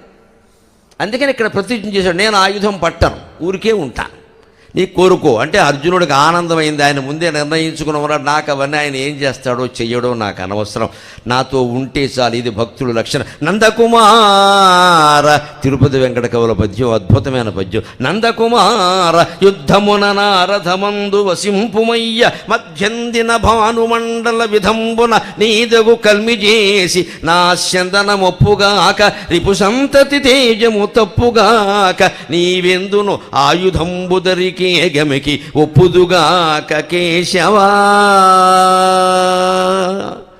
పద్యం నేను పాడాను, రాగం కొచ్చేలు కూడా సుబ్బారావు గారు పాడుకుంటాడు. ఆయన వేసేవాడు, అర్జునుడు బ్రహ్మాండంగా వేసేవాడు. జయరాజు ఒకడు, ఆయన క్రిస్టియన్ అండి. జయరాజు బ్రహ్మాండంగా వేసేవాడు. అర్జునుడు గుంటూరే అనుకుంటా ఆయన అక్కడ జయరాజు. ఆయన వేసేవాడు, అర్జునుడు అద్భుతంగా వేసేవాడు. ఆయన క్రిస్టియన్. అదిరిపోయేలా ఉండేది ఆయన పద్యం పడితే. కొచ్చేలు కూడా సుబ్బారావు గారు ఒకడు. కృష్ణుడు అంటే ఆయన పిసపాట, ఆయన వీళ్ళందరూ కొంత పొద్దు వెంకటేశ్వరరావు, ఆంజనేయరాజు గారు వీళ్ళు ఉన్నారు. అర్జునుడు అంటే కొచ్చెల కూడా సుబ్బారావు గారు, లేదా జయరాజు. ఇలా కొంతమంది నటులు ప్రసిద్ధులే ఉన్నారు నాటక రంగంలో, సినిమా రంగంలో కాదు నేను చెప్పే. అలాగా ఆయన రాగం తీసేవాడు. అందుకే భక్తుడి యొక్క ఆలోచన ఎలా ఉండాలి అంటే, భగవంతుడు మనతో ఉంటే చాలు. ఇవన్నీ దేనికి? ఈ 10,000 మంది సైనికులు, 10,000 రూపాయలు, 10,000 బంగారు నాణాలు, ఇవి కాపాడవు మన్నే. అది పరీక్ష అర్జునుడికి. అందుకని ఆయన ఆ పరీక్షలో ఆయన నెగ్గాడు, కాబట్టి యుద్ధంలో కూడా నెగ్గుతాడు. భగవంతుడు పరీక్షలో నెగ్గినవాడు జీవితం అనే పరీక్షలో నెగ్గడం పెద్ద విషయం కాదు. ఇక్కడ వీడు కోరికల కోసం వస్తున్నాడా, ఊరికే కంగారు పెట్టడానికి వస్తున్నాడా, ఎవడి మీదో సవాల్ చేసి ఆ సవాల్ తీర్చుకోవడానికి నా దగ్గరికి వస్తున్నాడా, ఇవన్నీ సత్యనారాయణ స్వామి చూస్తూనే ఉంటాడు. వీడి సవాళ్ళని నేను తీర్చాలా, నాకేం పని ఇక్కడ? వీడు ఎవడి మీదో పందెం వేసేట, ఆ పందెం నెగ్గేయాలని ఏం చేయాలట, అందులో నాకు వాటా పెడతాట, నాకేం పని, నేనేం పందెం వేయలేదే. ఇది భగవంతుడు ఆలోచన. ఆ ఆలోచనలో ఈయన నెగ్గాడు. అందుకని ఇక్కడ అంటున్నాడు, ఖచ్చితంగా నువ్వు వచ్చి నా దగ్గర ఉంటే అప్పుడు చూడండి భగవంతుడు కరుణ ఎలా ఉంటుందో పరీక్ష చేశాడు. ఈయన ఏమంటాడు అని కాబట్టి అన్నాడు, కూర్చోమంటున్నావు బాగుందయ్యా, ఊరికే కూర్చో, నువ్వు ఉంటే చాలు, మధ్యాహ్నపు సూర్యుడిలా ప్రకాశిస్తుంది నా రథం, నువ్వు ఆయుధం పట్టుకోవలసిన అవసరం ఏం లేదు, నేను చూసుకుంటా అన్నావు బాగానే, కానీ ఊరికే కూర్చుంటే బాగుంటుందా, అలా వచ్చి ఎందుకు వచ్చాడు ఈయన అంటారు అందరూ. ఇదేమన్నా సినిమాయా, సరదాయా? ఊరక చూచుచుండు మనుటొప్పితిగాని భవద్రధస్తు నన్బారగ చూచి నీరిపులు ఫక్కున నవ్వి అనాదరింతురు. ఆ శూరకులంబు మెచ్చ అర్జున, ఆ శూరకలంబు మెచ్చ రిపుసూదనతాభరమోని నీకునే సారథినై, నీకునే సారథినై విజయ సారథి పార్థ సారథి అనునామమునంచరించెదన్. ఇది భగవంతుడు కరుణ. మనం ఆయన పరీక్షలో నెగ్గే విధంగా నిరాడంబరంగా, స్వామి నన్ను ఇబ్బంది పెట్టకయ్యా, భగవంతుడే మన అదృష్టం ఉండి ప్రత్యక్షమైతే వరం కోరమంటే వరం కోరేవాడంత మూర్ఖుడు ఇంకొకడు లేడు. ఏ వరము కోరకూడదు. క్యాన్సర్ వ్యాధిని తగ్గించు అని కోరవనుక క్యాన్సర్ వ్యాధి తగ్గించి ఇంకో కడుపునే పెడతాడు, అది నువ్వు అడగలేదు కదా అంటాడు. దాన్ని మించిపోతుంది ఇది. క్యాన్సర్ వచ్చిన వాడిని బతుకుతాడు, కడుపునే పొచ్చి ఆత్మహత్యలు చేసుకునే వాళ్ళు చాలామంది ఉన్నారు. క్యాన్సర్తో ఆత్మహత్య కాదు, కడుపునే పుచ్చి భరించేదాక ఆత్మహత్యలు చేసుకునే వాళ్ళు చాలామంది ఉన్నారు. భగవంతుని మీద అపారమైన నమ్మకం ఉండాలి. అందుకని ఆయన భక్తికి మెచ్చుకుని నేను ఊరికే ఏమీ చేయను అన్నా నన్నే కోరుకున్నాడు. ఏమీ చేయకుండా ఉంటే నా గొప్పతనం ఏమిటి? ఊరికే కూర్చో అనడం బాగానే ఉంది, కానీ భవద్రథస్తు నన్ను పారగ చూచి నీ రిపులు ఫక్కున నవ్వి అనాదరింతు.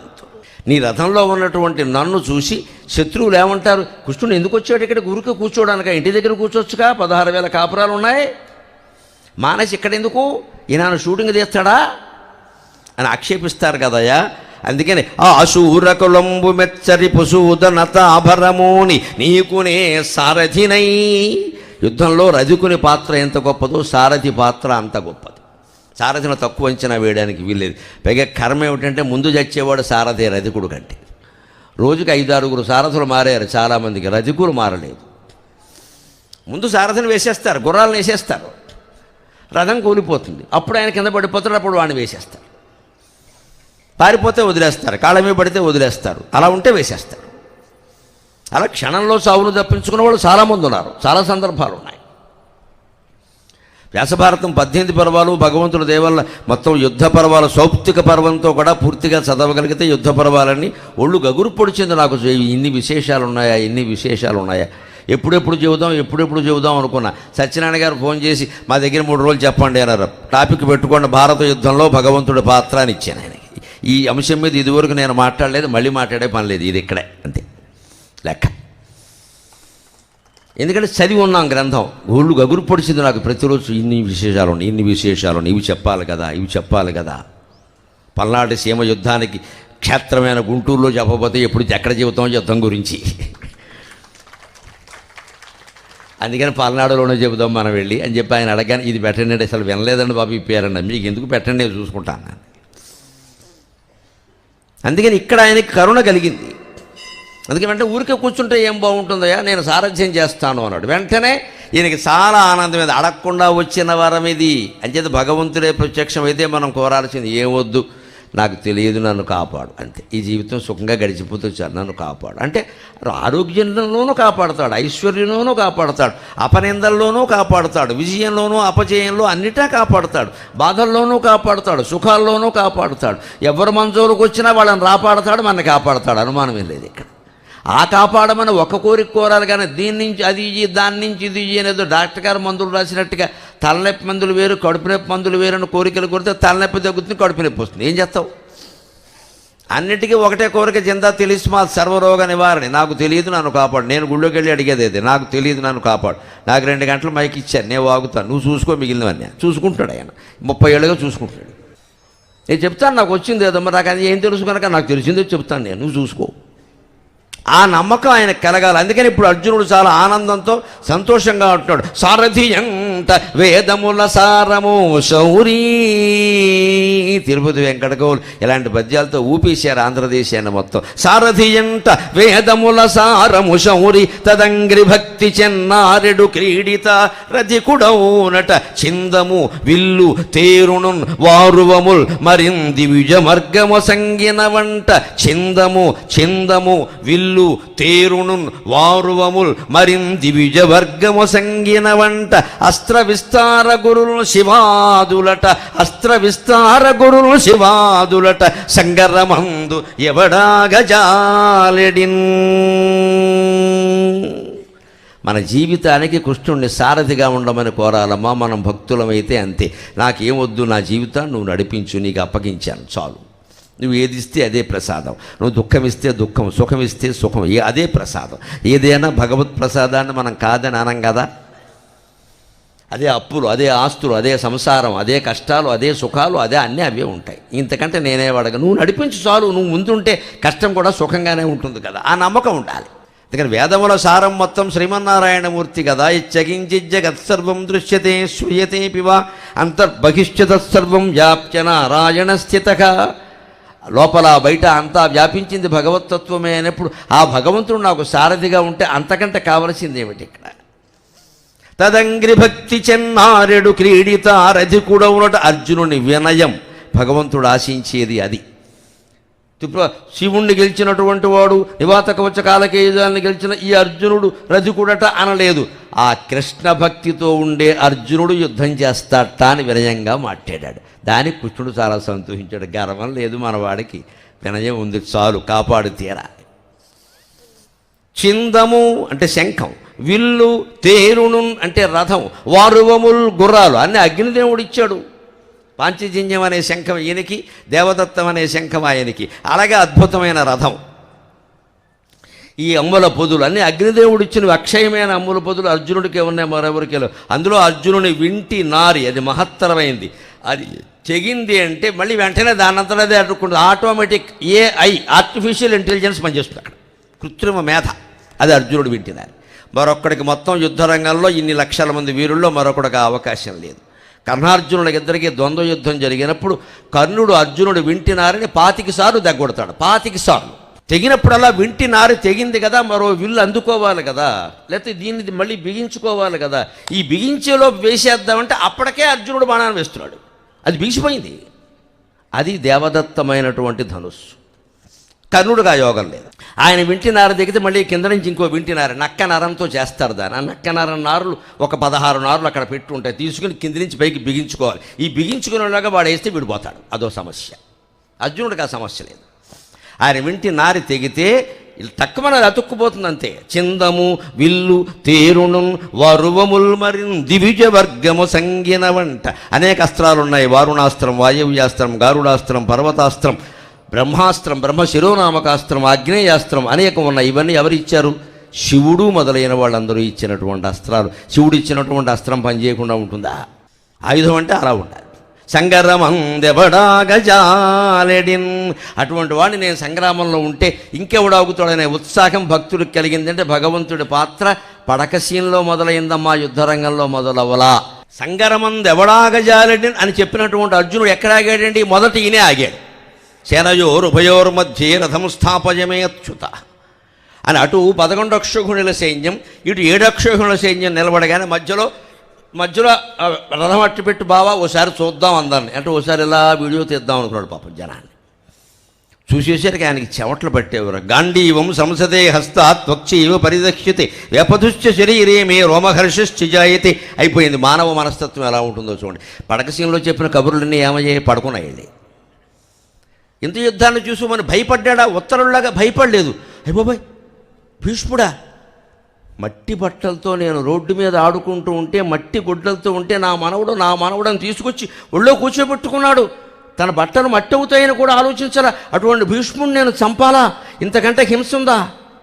ఆ పైన ద్రోణాచార్యులు కనపడ్డాడు. విల్లు ఎలా పట్టుకోవాలో, వింటి నారి ఎలా బిగించాలో, బాణం ఎలా ఎక్కువ పెట్టాలో చెప్పిన మహానుభావుడు బ్రాహ్మణుడే. ఈయన చంపితే గురుహత్యా దోషం, బ్రహ్మహత్యా దోషం రెండూ వస్తాయి. ఏమిటి యుద్ధం అని వైరాగ్యానికి లోనయ్యాడు. అది అశ్వత్థామ మీదకి వెళ్ళింది. అయ్యో, ఒక మంచంలో పడుకున్నాం, ఒక కంచంలో తిన్నాం, వీళ్ళ నాన్నగారు ఆయనకి చెప్పని విద్యా రహస్యాలు కూడా నాకు చెప్పాడే, ఆ రహస్యాలతో గురుపుత్రుణ్ణి నేను వధించాలా అనేసరికి కృపాచార్యులు కనబడ్డాడు. ఆయన ఎలిమెంటరీ స్కూల్లో మాస్టర్, ఆయనకి హెడ్ మాస్టర్, ప్రాథమిక పాఠశాల అధ్యాపకుడు. అయ్యో, ఏవి అక్షరాలు నేర్పింది ఆయనే, ఓనమాలు నేర్పింది ఆయనే. ద్రోణాచార్యుడు కంటే ముందు ఈయనే కదా నేర్పింది, నాకంటే ముందు నుంచి నేర్పుకుంటూ వచ్చాడు కదా, చిరంజీవి కదా, వయోధికుడు కదా, ఈయన్ని నేను చంపాలా?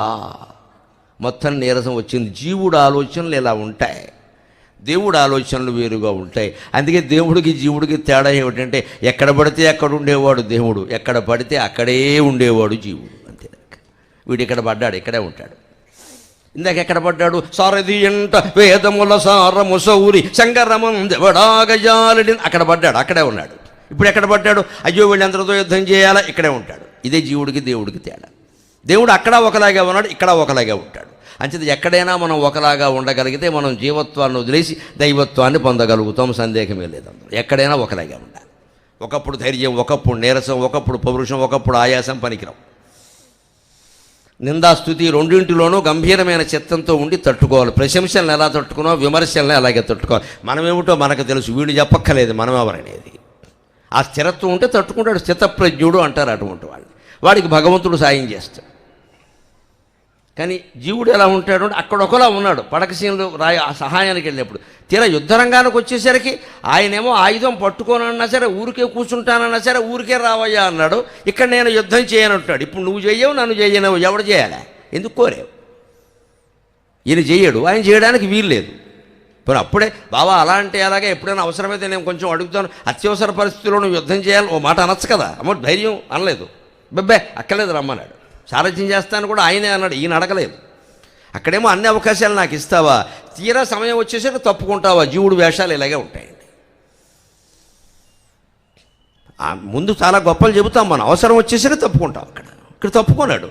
ఈ భయం వల్ల కాదు, వైరాగ్యం వల్ల తప్పుకున్నాడు. దానికి భగవద్గీత చాలా ఉంది, అది మనకి తెలియలే వ్యవహారం కాదు. కానీ నా అంశానికి అవసరమైనటువంటి శ్లోకాలు మాత్రమే నేను చెబుతా.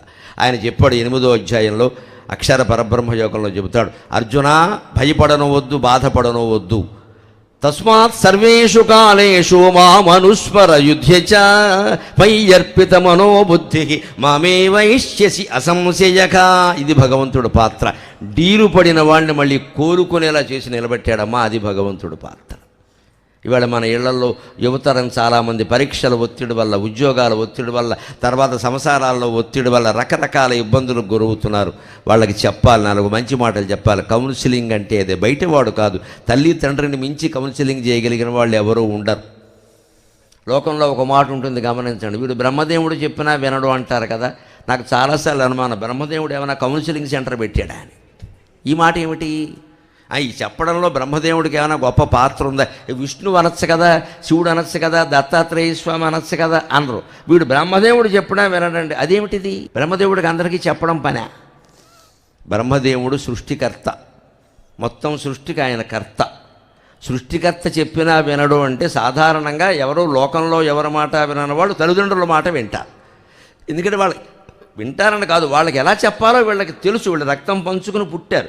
10 ఏళ్ళో 15 ఏళ్ళో 20 ఏళ్ళు 30 ఏళ్ళో వీళ్ళ దగ్గర పెరిగారు. వీళ్ళకి ఏ విషయం ఎలా చెప్పాలో తల్లికి తెలుసు, తండ్రికి తెలుసు. తల్లికి తండ్రికి తెలియనప్పుడు సైకాలజిస్ట్కి తెలిసే అవకాశం లేదు. ఇంకా అది ఊరికి సిట్టింగు స్టాండింగు అంతే లెక్క.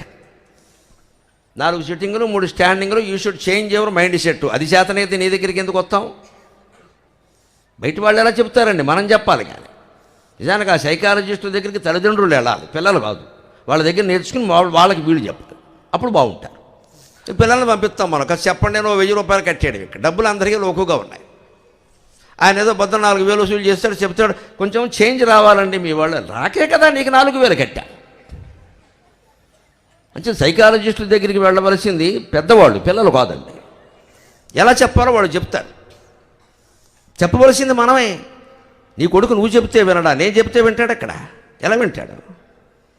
అంచేతనే ఎవరి తల్లిదండ్రులైనా ఎవరి పిల్లలకైనా తల్లిదండ్రులు చెప్పగలిగినట్టుగా ఇంకెవరూ చెప్పలేరు. కాబట్టి లోకానికంతటికీ పితామహుడే తండ్రి కాబట్టి బ్రహ్మదేవుడు చెప్పినా వినడు అనే మాట వచ్చింది. సామెత వెనకాల ఉండే కథ. బ్రహ్మదేవుడు కూడా వీడిని మార్చి, వీడు పుట్టించిన వాడే వీడిని మార్చలేడు, ఇంకెవడు మారుస్తాడురా అంటే ఏ మనిషినైనా మార్చడంలో తల్లికి తండ్రికి ఉండే పాత్ర అసామాన్యం. దాని నుంచి మనం తప్పించుకుందుకు వీల్లేదు. పూర్తి ప్రయత్నం చెయ్యాలి. అప్పటికీ సాధ్యం కాకపోతే ఒకటే, నేను ఎప్పటి నుంచో చెబుతున్నా, 18 ఏళ్ళు దాటాక వాడిని ఎవరూ మార్చలేరు. మార్చగలిగిన వాళ్ళిద్దరే, ఒకరు వాడే, రెండోది సత్యనారాయణ స్వామి, ఇంకెవరు లేరు. ఇక్కడ దండం పెట్టండి అంతే. నైనా వాడు మారట్లేదు, నాశనం అయిపోతున్నాయి డబ్బులన్నీ కూడా, కుటుంబం పాడైపోతుంది, మేమేం చేయాలో తెలియట్లేక నా వల్ల కాదు, ఇది అంజదా శరణం నాస్తి త్వమేవ శరణమ్మమ్మ అంటే నాకు వదిలేవమ్మా నేను చూసుకుంటా అని చెబుతాడు ఆయన. అదేనా ఉండాలి, మన ప్రయత్నం అంతా చెయ్యాలి, పూర్తిగా వదిలేయకూడదు. అక్కడ ఈ శరణాగతికి భగవంతుడు వెంటనే ప్రసన్నుడవుతాడు. అందుకని అర్జునుడికి చెబుతున్నాడు ఆయన, భగవద్గీత బోధిస్తున్నాడు. భగవద్గీత బోధించిన రూపం ఎంత గొప్పదండి. ఇలా నిలబడి ఉంటాడు చూడండి మహానుభావుడు, ఇది ఇంకా రథం తోలే రూపం, ఇలా నిలబడి చెబుతూ ఉంటాడు. ఆ రూపం చూస్తే నాకు చాలా ఆనందమే పద్యం వెళ్ళాను. ఏమా పంచబిగింపు కేశవునిదా ఈఠీవి. కృష్ణుడు భగవద్గీత బోధిస్తున్నాడు, ఆయన పంచ కట్టుకున్న విధానం చూడండి, జిగ్ జాగ్ జిగ్ జాగ్. నేను కూడా అక్కడి నుంచి నేర్చుకున్నాను. కొంచెం అందం ఉండాలి కదా, పంచి కడితే ఊరికి వంట బ్రాహ్మడు పంచి కట్టినట్టు సగం పైకి సగం కిందకుంటే అలాగా, అంచులు సమానంగా ఉండాలి. దాని లెక్క ఉండాలి, దానికి ఎలా మడత పెట్టాలో అలా పెట్టాలి, దానికి బిగింపులన్నీ చేయాలి, మధ్యలో అవసరం పిన్ని సెట్టాలి, చాలా ఉన్నాయి దీనికి. పట్టుచీర కట్టుబడి ఆవిడకి పావు గంట పడితే నాకు అరగంట పడుతుంది, మరి 2 గంటలు ఓడకుండా ఉండాలి. అందుకని నాకు కృష్ణుడు పంచి చూస్తూ ఏం బిగించాడరా పంచి అనుకున్నాను. ఏమా పంచ బిగింపు కేశవునిదా ఈఠీవి ప్రేలెత్తి ఏదో మాకై ప్రవశించుచుండే అది గీతోదాత్త వేదాంతమా. ఏమా పంచ బిగింపు కేశవునిదా ఈఠీవి వ్రేలెత్తి ఏదో మాకై ప్రవచించుచుండే అది గీతోదాత్త వేదాంతమా. ఈ మేఘధ్వని నా స్వదేశమును రాజేజేశ విశ్వంబునందు, ఈ మేఘధ్వని నా స్వదేశమును రాజేజేశ విశ్వంబునందు. ప్రేమావృత్తము వాని వృత్తము, ప్రేమావృత్తము వాని వృత్తము, ధరిత్రి నీవు ధన్యాత్మవౌ. రాముడంటే ధర్మం, కృష్ణుడంటే ప్రేమ, అది తేడా. రాముడికి ధర్మం తెలుసు, ఆయన ఎవ్వరి మీద ప్రేమలు పెంచుకోడు. శిక్ష వేయాల్సి వస్తే లక్ష్మణుడు కూడా వేసేసాడు పాపం. ఏమి తేడా సీతాదేవి లేదు, నేను రాజుని నాకేం చెప్పకండి అంటాడు ఆయన. నాకు ఈ మానవత్వాలు మమకారాలు పెట్టద్దు, ఇక్కడ రాజకీయాల్లో ఉండకూడదు, ఉంటే ఎంత చెడిపోతుందో చూస్తూనే ఉన్నాను. ఇక్కడ రాముడికి అవన్నీ ఉండవు. తేడా వచ్చింది శిక్ష అంతే, నాకు తెలియదు పాపమో పుణ్యమో. కృష్ణుడి దగ్గర అవన్నీ ఉండదు. కావలసిన వాడికి వేస్తాడు, లేనివాడికి లేడు, చట్టం మార్చేస్తాడు, మొత్తం రకరకాలు చేసేస్తాడు. Out of love. భగవంతుడు ప్రేమికుడు, కృష్ణుడు ప్రేమికుడు, రాముడు ధార్మికుడు. ఇద్దరు అవసరమే. లోకంలో ధర్మం అవసరమే, ప్రేమ అవసరమే. ప్రేమించవలసిన సందర్భంలో ప్రేమించాలి. తేడా వస్తే ధర్మం అంటే ఎలా ఉంటుందో చూపించాలి, గోబ వాచిపోయేలాగా. కృష్ణుడు అవసరమే, రాముడు అవసరమే. కృష్ణుడిది ప్రేమ, ప్రేమావృత్తము వాని వృత్తము. కృష్ణ చరిత్ర మొత్తం ఏ ఘట్టం చదివినా ప్రేమ ప్రేమ ప్రేమ ప్రేమ. ఆయన ఎవరిని ద్వేషించలేదు, శిశుపాలుని కూడా ద్వేషించలేదు, వాడు ద్వేషించాడు. ధరిత్రి నీవు ధన్యాత్మవౌ. ఈ భూమండలమే ధన్యమైంది శ్రీకృష్ణుని యొక్క జన్మ వల్ల. ఆయన బోధించింది భగవద్గీత. అందులో ఒక సామాన్యమైన మాట మనం ఆచరించదగిన చెబుతున్నా, తస్మాత్ సర్వేషు కాలేషు మామనుస్మర యుధ్యచ. ఇవాళ మనం చేస్తున్నది కూడా యుద్ధమేనా? మా జీవితంలో ఎవడు ఎక్కడ శాంతిగా ఉన్నాడండి? 70 ఏళ్ళు వచ్చినా మనిషికి శాంతి లేదు, 7 ఏళ్ల వాడికి కూడా శాంతి లేదు. వాడు చదివేది LKG, వీపు మీద 10 kg, చద్దన్నం ప్యాకేజీ, వాటర్ బాటిల్ లీకేజీ, ఇన్ని కేజీలు ఉన్నాయి వాడు బతుక్కి. వాడికి శాంతి ఎక్కడ ఉంది? LKG కుర్రాడు దగ్గర నుంచి కాటికి కాళ్ళు జాపుకున్న వాడి వరకు ఎవడికి శాంతి లేదు. ఈయనకు 90 ఏళ్ళు వస్తే కాల్చుంటాడు. ప్రయాగ కుంభరాజుకి ఎడదాం అనుకుని వెళ్ళలేకపోయా. యమధర్మరాజు దగ్గరికి వెళ్ళరాదా? నువ్వు ప్రయాగ కుంభరాజు వెళ్ళి ఏం చేస్తావు? ఇక్కడ కాళ్ళు ఊపుతాడు. ఇక్కడ ఈయన 90 ఏళ్ళు ఉన్నాయి, ప్రయాగ ఎడతాడు. ఇప్పుడు ఇక్కడ 42 కోట్ల మంది వెళ్ళారు, ఈయన లేక 42 కోట్ల ఒకటే. వెళ్ళకపోతే ఏమైంది? ఇది పెట్టుకుంటారు ఇక్కడ, ఈ కోరికలే చంపేస్తాయి. ఇక్కడ తర్వాత జన్మలోనూ ఆ ప్రయాగ కుంభరాజులో అడుక్కునేవాళ్ళే పుడతాడు. వెళ్ళలేదన్నావు కదా, అక్కడే అడుక్కో ఓ 20 ఏళ్ళు. ఇదే మన పిచ్చి కోరికలు అంటే. ఏమిటో నేను వెళ్ళలేకపోయా, మానేరాదా? ఆ గొడవ ఎందుకే? వెళ్ళలేకపోతే మానే. శరీరాన్ని మించిన క్షేత్రం లేదు, మనస్సును మించిన తీర్థం లేదు, నీ జీవితాన్ని మించిన గ్రంథం లేదు, నీ అంతరాత్మను మించిన గురువు లేడు మిత్రమా. నువ్వేమనుకున్నా మంచిది. మన శరీరాన్ని మించిన క్షేత్రం లేదు, మన మనస్సును మించిన తీర్థం లేదు, మన జీవితాన్ని మించిన గ్రంథం లేదు. నీ జీవితం నువ్వు చదువు, రామాయణం వద్దు, భారతం వద్దు. చిన్నప్పటి నుంచి ఏం జరిగాయో, నువ్వు ఎలా ప్రవర్తించావో, తప్పు ఏమిటో ఒప్పు ఏమిటో తెలుసుకో, తప్పులు దిద్దుకో, ఒప్పులు సరి చేసుకో, అయిపోయింది. ఇంకేం తిరుగుతావు ఊరికే, ఏం చదువుతావు, ఏం చదివితే ఏం ఉపయోగం? నీ జీవితాన్ని మించిన గ్రంథం లేదు. పైగా ఆ గ్రంథాలు నీకు చెప్పగలిగింది మేమెవరం కాదు, నీ అంతరాత్మే చెబుతుంది ఏది తప్పో ఏది ఒప్పు. బయట వాళ్ళు చెప్పడం వేరు, అంతరాత్మ చెప్పడం వేరు. ఇతరులు ఎరుగుకున్న ఈశ్వరుడు ఎరుగడా. మనం తప్పు చేసామని మన మనస్సు చెబుతుంటే మళ్ళీ వాడి సర్టిఫికేట్ మనకెందుకండి? వాడు ఉప్పు అంటే ఉప్పు అయిపోతుందా? ఎవరి మనస్సు వారు ఆలోచించుకుంటే ఈ గొడవలే ఉండవు అసలు. అందుకని అంతరాత్మ గురువు. ఇవన్నీ మన దగ్గరే ఉండగా ఎక్కడికో వెళ్ళడం ఏమిటి? అవి సద్మామ ఇప్పుడే యుద్ధమేనండి. 1వ తరగతి చదివేవాడి దగ్గర నుంచి 101 ఏళ్ళు బతికిన వాడి వరకు యుద్ధమే చేస్తున్నారు. అందులో అనారోగ్యాలతో భయంకరమైన యుద్ధం చేస్తున్నారు. అనారోగ్యం లేని వాళ్ళు లేరండి. 40 ఏళ్ళు రాగానే మోకాళ్ళ నొప్పుల మెట్లు ఎక్కలేకపోతున్నారు. 4 అడుగులు వేయలేరు, 2 మెట్లు ఎక్కలేరు 40 ఏళ్లకే. ఏం యుద్ధం కాకపోతే ఏమిటి జీవితం? డబ్బులు బాగా ఉన్నాయి మళ్ళీ ఇక్కడ. ఏం ఆరోగ్యం లేదు, ఆనందం లేదు. పిల్లలు ఎక్కడున్నారు? అమెరికాలో ఉన్నారు. రేపు విమానంలో వస్తారు, బేడీలు వేసుకుని వస్తారు. ఇప్పటికి 2 విమానాలు వచ్చి ఇంకో 16 విమానాలు వస్తాయి. నేను మొత్తం నుంచి మొత్తుకుంటూనే ఉన్నాను, పంపించకండి వెళ్ళక, అనవసరం. వాళ్ళు ఎన్ని గొడవ పెట్టినా ఒకటే లెక్కమ్మా. ఎక్కడా విశాల భావాలు, ప్రపంచమంతా ఒకటే కుటుంబం, గ్లోబల్ విలేజ్, ఇవన్నీ మాయమాటలమ్మా. ఎక్కడికెక్కడ ఎవడి జాతి, నేషనాలిటీ, జాతీయవాదం ఒక్కటే గెలుస్తుంది ఎక్కడైనా సరే. జాతీయవాదం ఒక్కటే. హలో గంజో మన వాళ్ళు మన దగ్గరే ఉంటారు. అమెరికా నుంచి వచ్చిన మన సోదరులకి ఆర్థికంగా స్వాగతం పలుకుదాం. ఒక్కొక్కరు 2 ఇంట్లో పెట్టుకుని పోషిద్దాం 6 నెలల పాటు. అవసరమైతే వాళ్ళందరూ మనవాళ్ళు, ఏమి ఇబ్బంది లేదు ఇక్కడ. హలో గంజో ఉన్న చోటే ఉంటారు, ఉన్న పని చేసుకుంటారు, ఉన్నది ఏదో తింటారు. ఎందుకు ఆ దిక్కుమాలిన దేశానికి వెళ్ళడం? బేడీలు వేసి పంపిస్తారా నా మనుషుల్ని? నా బిడ్డలు వచ్చినంత బాధగా ఉందమ్మా నాకు చూస్తే. వాళ్ళు ఎవరైనా సరే, నా బిడ్డలు మా శ్రీశ్రీ గురజాడిని అలా పంపారనుకున్నాను నేనంతే. బేడీలు వేసి పంపిస్తారా? అంత నేరమా? చేస్తారమ్మా. అక్కడ ఉన్నది ట్రంప్, వాడు యమధర్మరాజు. వాడు ఎర్రగా ఉంటాడు, ఎముడు నల్లగా ఉంటాడు, అంతే తేడా. వాడికి మానవత్వం లేదు. ఇప్పుడు ఇంటర్నేషనల్ క్రిమినల్ కోర్టుని శాసిస్తున్నాడు వాడు ఇక్కడ. ఇంకా ఇంటర్నేషనల్ క్రిమినల్ కోర్టు ఎందుకు? నెతన్యాహుకి అరెస్ట్ వారెంట్ జారీ చేశారట. క్రిమినల్ కోర్టు అంటే ఏంటి? ఇంటర్నేషనల్ జారీ చేస్తారు. నువ్వు జారీ చేస్తావా? నాకు ఇష్టమైన వాడికి, మా ఫ్రెండ్కి నీ సంగతి చూస్తా, నీకు ఇచ్చే నిధులన్నీ కట్. ఇంకా ఇంటర్నేషనల్ ఏమిటి? అంచేత ఎప్పుడైనా సరే నేను సాగర ఘోషలో పద్యం రాశాను ఇటువంటి దాని గురించి. నాజీ చర్యలు ప్రజలను రాజీ పడనీయలేదు. హిట్లర్ తర్వాతే మారిపోయింది ప్రపంచం అంతా, ఇప్పుడు కాదు, 2వ ప్రపంచ యుద్ధం తర్వాతే. నాజీ చర్యలు ప్రజలను రాజీ పడనీయలేదు.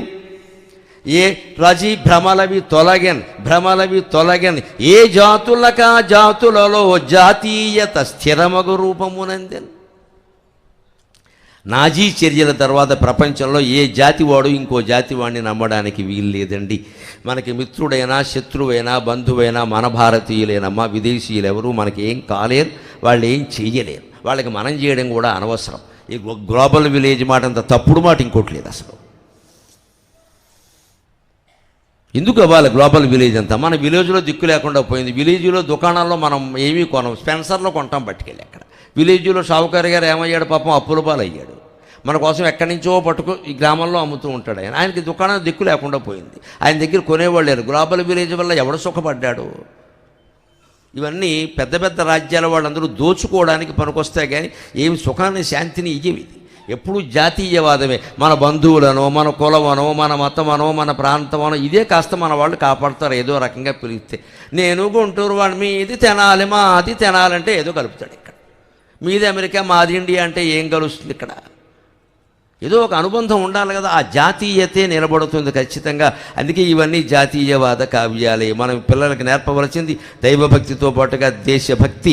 భారతదేశాన్ని ప్రేమించు, భారతీయుడిని ప్రేమించు అని మనం పిల్లలకి చెప్పాలి ఖచ్చితంగా.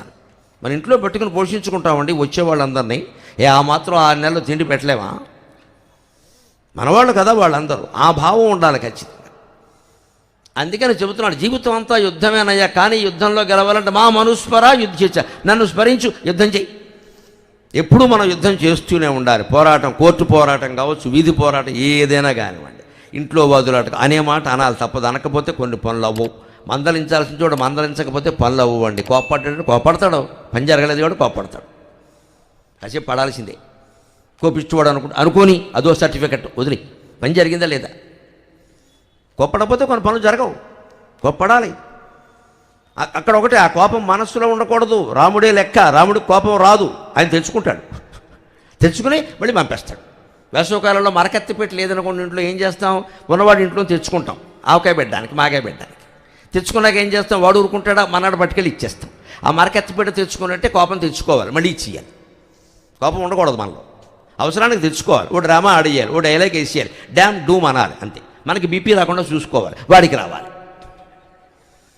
మరి మనకే బీపీ వస్తే కోపం ఎందుకు, అంత కోపం మరి మళ్ళీ ఇంక గుండెల్లో పెట్టుకోకూడదు. వాడిని కోపడ్డాను, తోలుడిని ఇవి చెప్పొద్దు, ఈ అహంకారం వద్దు. ఇంక కోపడ్డం అయిపోయింది కదా, పని జరిగింది కదా, వదిలేసే విషయం. డూ ఇట్ లీవ్ ఇట్, అదే సిద్ధాంతం. Do it leave it, Krishnamurthy గారు చెప్పేది అదే. డూ ఇట్ లీవ్ ఇట్, చేసే వదిలే. దాని గురించి గొప్ప చెప్పొద్దు, బాధపడద్దు, దాని ఫలితం అది వస్తుంది. భగవద్గీత అంతా అది. మా మనుస్మర యుద్ధేచ మయ్యర్పిత మనోబుద్ధికి మామే వేష్యసి అసంశయ. నాకు అర్పించినటువంటి బుద్ధి కలిగిన వాడి సంగతి వాడి బుద్ధి నాకు అర్పిస్తే నేను చూసుకుంటాను ఖచ్చితంగా అన్నాడు. అదే రకంగా భగవద్గీతలో ప్రమాణం చేసినట్టే ఆయన చూసుకున్నాడు అనడానికి ఉదాహరణ ఏమిటో తెలుసా? భీష్మ పర్వంలో యుద్ధం మొదలయ్యాక మీరు గమనిస్తే తెలుస్తుంది, 10 రోజుల పాటు ధర్మయుద్ధం జరిగింది. 11వ రోజు నుంచి మొదలైంది దిక్కుమాలిన సంతంతా. భీష్ముడు పడ్డాడు, ధర్మం పడిపోయింది. నాయకత్వాన్ని బట్టి ఉంటుంది. భీష్ముడు ఎట్టి పరిస్థితుల్లో కౌరవుల్లో ఎవరిని గాడి తప్పనివ్వలేదు, తోలు తీస్తానని చెప్పాడు. 10 రోజుల్లో పాండవుల వైపు నుంచి కానీ కౌరవుల వైపు నుంచి అధర్మం జరగలేదు, కౌరవుల వైపు నుంచి కూడా. భీష్ముడు కూడా చేయవలసిన యుద్ధం అంతా చేశాడు. ముఖ్యంగా 3వ రోజు భగవంతుడు ప్రత్యక్షంగా పాత్ర వహించవలసి వచ్చింది. 10 రోజుల్లో భీష్ముడిని ధాటికి తట్టుకోలేక 3వ రోజు మళ్ళీ 9వ రోజు 2 సార్లు ఆయన ఆయుధం పట్టే ప్రయత్నం చేశాడు. వ్యాసభారతం సాక్షి, ఒకసారి కాదు. ఎప్పుడంటే 3వ రోజు యుద్ధం జరుగుతూ ఉంటే భీష్ముడు తన పరాక్రమం అంతా చూపించాడు. ఎందుకంటే దుర్యోధనుడు యుద్ధానికి ముందే అడిగాడు, తాత నువ్వు తలుచుకుంటే పాండవుల్ని మొత్తం ససైన్యంగా ఎన్ని రోజుల్లో వేసేయగలవన్నాడు. 1 రోజు చాలు, కానీ నేను తలుచుకోను అని లోపల అనుకున్నాడు ఆయన. అది లెక్క. 1 రోజు చాలు అన్నాడు, కానీ నేను తలుచుకోను అని లోపల అనుకున్నాడు. నాటకంలో పై డైలాగులు వేరు కూడా తనలో డైలాగులు ఉంటాయి. 1 రోజు చాలు దుర్యోధను అని చెప్పి తనలో, నేను తలుచుకోను, నేను చంపను, నాకేం పని, అంతే అని తలుచుకుంటే అయిపోయింది. తలుచుకున్నాడు 3వ రోజు. ఎందుకంటే 2వ రోజు రాత్రి దుర్యోధనుడు వచ్చి రైవెట్టాడు అక్కడ. నీకు వాళ్ళంటే ప్రేమ, నీకు ఆ మాట ఇప్పుడు చెప్పదేమో, ఈ వెధవకు మొదటిని తెలీదా? భీష్ముడికి వాళ్ళ మీద ప్రేమ ఉండకపోతే వీళ్ళ మీద ఎందుకు ఉంటుందండి? అసలు భీష్ముడు అనేవాడు రాజ్యత్యాగం చేయకపోతే దుర్యోధనుడు వాడు ఆడావుడు చేయడానికి ఇక్కడ. ఉడువంగాబడి ఎన్నడో చెరకు పిప్పిన్ బోలే మాచేయనిది అని హరిశ్చంద్ర నాటకంలో విశ్వామిత్రుడు అంటాడు. అలాగే భీష్ముడు చెరుకు పిప్పిలాగా నవిలేసి వదిలేసిన రాజ్యం కోసం వీళ్ళు కొట్టుకు చచ్చారు, కానీ ఆయనే బ్రహ్మచర్యం పాటించకుండా రాజ్యం నాదే, పెళ్ళి నాదే అంటే వీళ్ళు చేసేదే ఉందండి ఇక్కడ. ఆ భీష్ముడు పరిపాలించిన భారతం ఎంత బాగుండేది. ఆ భీష్ముడు 3వ రోజు భయంకరంగా పరాక్రమిస్తుంటే పాండవ సైన్యం పరుగులు పెట్టింది. అర్జునుడు ఎక్కడో ఉన్నాడు, రాలేకపోతున్నాడు. వచ్చాడు అప్పుడు కృష్ణుడు సారథ్యంగా. అర్జునుడు కూడా తట్టుకోలేకపోతున్నాడు. బాణాలు వేస్తూనే ఉన్నాడు, భీష్ముడి ముందు నిలబడలేకపోతున్నాడు. ఆయన వయస్సు 250 సంవత్సరాలు. ఈయన వయస్సు భారతం లెక్కల ప్రకారం 60 ఏళ్ళు. అర్జునుడి వయస్సు 60 ఏళ్లవాడు 250 సంవత్సరాల పైన ఉన్నవాడు ముందు తట్టుకోలేకపోతున్నాడు. అందరూ పారిపోతున్నారు. సాత్యకి కృష్ణుడికి కజిన్, పినతండ్రి కొడుకు. ఆయన యుద్ధం మధ్యలోకి వచ్చి, రండి రండి పర్వాలేదు, అర్జునుడు వస్తున్నాడు, కృష్ణుడు వస్తున్నాడు, రండి వెళ్ళిపోకండి అని పారిపోతున్న పాండవ సైనికుల్ని వెనక్కి పిలుస్తున్నాడు. వెంటనే కృష్ణుడు గొళ్ళు మండింది, రాకూడని కోపం అక్కడ వచ్చింది ఆయనకి. అర్జునుడి కేసు చూశాడు, ఏడు యుద్ధం చేస్తున్నావా, దీపావళి బాణసంచ ఏమైనా వేస్తున్నావా అని అడిగాడు ఒళ్ళు మండి. నువ్వు బాంబులు వేస్తావా, బాణసంచ పేలుస్తావా, పండుగ అనుకుంటున్నావు ఇక్కడ? కోప్పడ్డాడు నిజంగానే, కోపం రావాలి అక్కడ, లేకపోతే అర్జునుడు యుద్ధం చేయడు. బావా అది కాదు, ఎదురు భీష్ముడు అవని దేవత దేవేంద్రాదులు ఉండని యుద్ధం చేయాలా వద్దా, భగవద్గీత ఎందుకు చెప్పావు, నువ్వు చేస్తావా నన్ను చేయమంటావా అని యుద్ధం దిగాడు. దిగి సాత్యకి అన్నాడు, ఏ యాంతి తే యాంతు శని ప్రవీర ఏపి స్థితా సాత్వత తేపి యాంతో. వ్యాసభారతంలో శ్లోకమ్మ చదువుతుంటే నాకు ఒళ్ళు గగురు పొడుచుంది. పరమాత్మ అవసరమైతే మన కోసం యుద్ధంలోకి ఎలా దిగుతాడో నాకు నమ్మకం వచ్చింది ఆ రోజు నుంచి. ఆ మాట చదివాక మన కోసం దిగుతాడు, సందేహం లేదు. ఏ యాంతి తే యాంతు శని ప్రవీర ఏపి స్థితా సాత్వత తేపి యాంతో. భీష్మం రథాత్ పశ్య నిపాత్యమానం భీష్మం రథాత్ పశ్య నిపాత్యమానం ద్రోణం చ సంఖ్యే సగణం మయాద్య భీష్మం రథాత్ పద్య నిపాత్యమానం భీష్మం రథాత్ పశ్య నిపాత్యమానం ద్రోణం చ సంఖ్యే సగణం మయాద్య. ఒక దూకాడు సారథి స్థానం నుంచి. ఈ పెద్ద మనిషి చేయమంటే జరిగే యుద్ధం జరిగాడు. బాణాలు వేస్తున్నాడు. ఇక్కడ బాణాల వేణ బాణసంచ చిచ్చుబుడ్లా అవేం బాణాలు, అదే వేసే విధానం భీష్ముడితోటి అని చెప్పి సాత్యకి ఏమన్నాడంటే, పారిపోయే సైనికులను పిలుస్తున్నామంటే వాళ్ళ ప్రాణాలు లోకుగా ఉన్నాయా, నీ ప్రాణం నా ప్రాణం ఇక్కడ పెట్టుకుంటా సైనికులు వేయమంటావా, వద్దు అంటున్నాడు. చూడండి భగవంతుడి యొక్క పాత్ర ఎంత ఖచ్చితంగా ఉంటుందో. ఏ యాంతి తే యాంతు శని ప్రవీర, శని వంశానికి చెందిన మహావీరుడువేన ఓ సాత్యకి వెళ్ళేవాళ్ళని వెళ్ళని పిలవక, అది మనకు అవమానం. అంతేకాదు ఏపి స్థిత సాత్వత తేపి యాంతు, ఈ ఉన్నవాళ్ళను కూడా వెళ్ళిపోని అంటే అర్జునుడికి కూడా అదే హెచ్చరిక, నువ్వు కూడా పో ఇంటికి, భగవద్గీత చదువుకో, నేను చేస్తా యుద్ధం, ఎందుకు దిగావు. ఆవేళేమో పడకసీల్లో నేను పడుకుని ఉంటే ఇంటికి వచ్చి నా నిద్ర మధ్యాహ్నం నిద్ర పాడు చేసి నాకు సాయం రా అంటావు, నా రథంలో కూర్చో అంటావు, ఆయుధం పట్టినట్టు అబ్బా ఆయుధం కూడా పక్కలేదు, నీకు అరగంటకు వచ్చారు పాలు కాఫీ టీ ఇస్తానంటావు, ఇప్పుడేమో యుద్ధం చేయవు ఇక్కడ. ఇది భగవంతుడు పాత్ర. ఆయనకు ఒళ్ళు మండింది, కోప్పడ్డాడు, నిజంగానే కోప్పడ్డాడు. సత్యభామ మీద కూడా కోప్పడలేదు, ఆవిడ కోపగిస్తే పడ్డాడు పాపం. ఇక్కడ మాత్రం కోప్పడ్డాడు ఖచ్చితంగా. ఎందుకంటే ధర్మం కోసం. ధర్మం గెలవాలంటారు, మీరు గెలిపిస్తే గెలుస్తుంది అయ్యా, ఊరికి ఇలా ఆశీర్వదిస్తే గెలిచిపోతుందా. మీరు గెలిపించాలి కదా. మీరు ఏం చేశారు?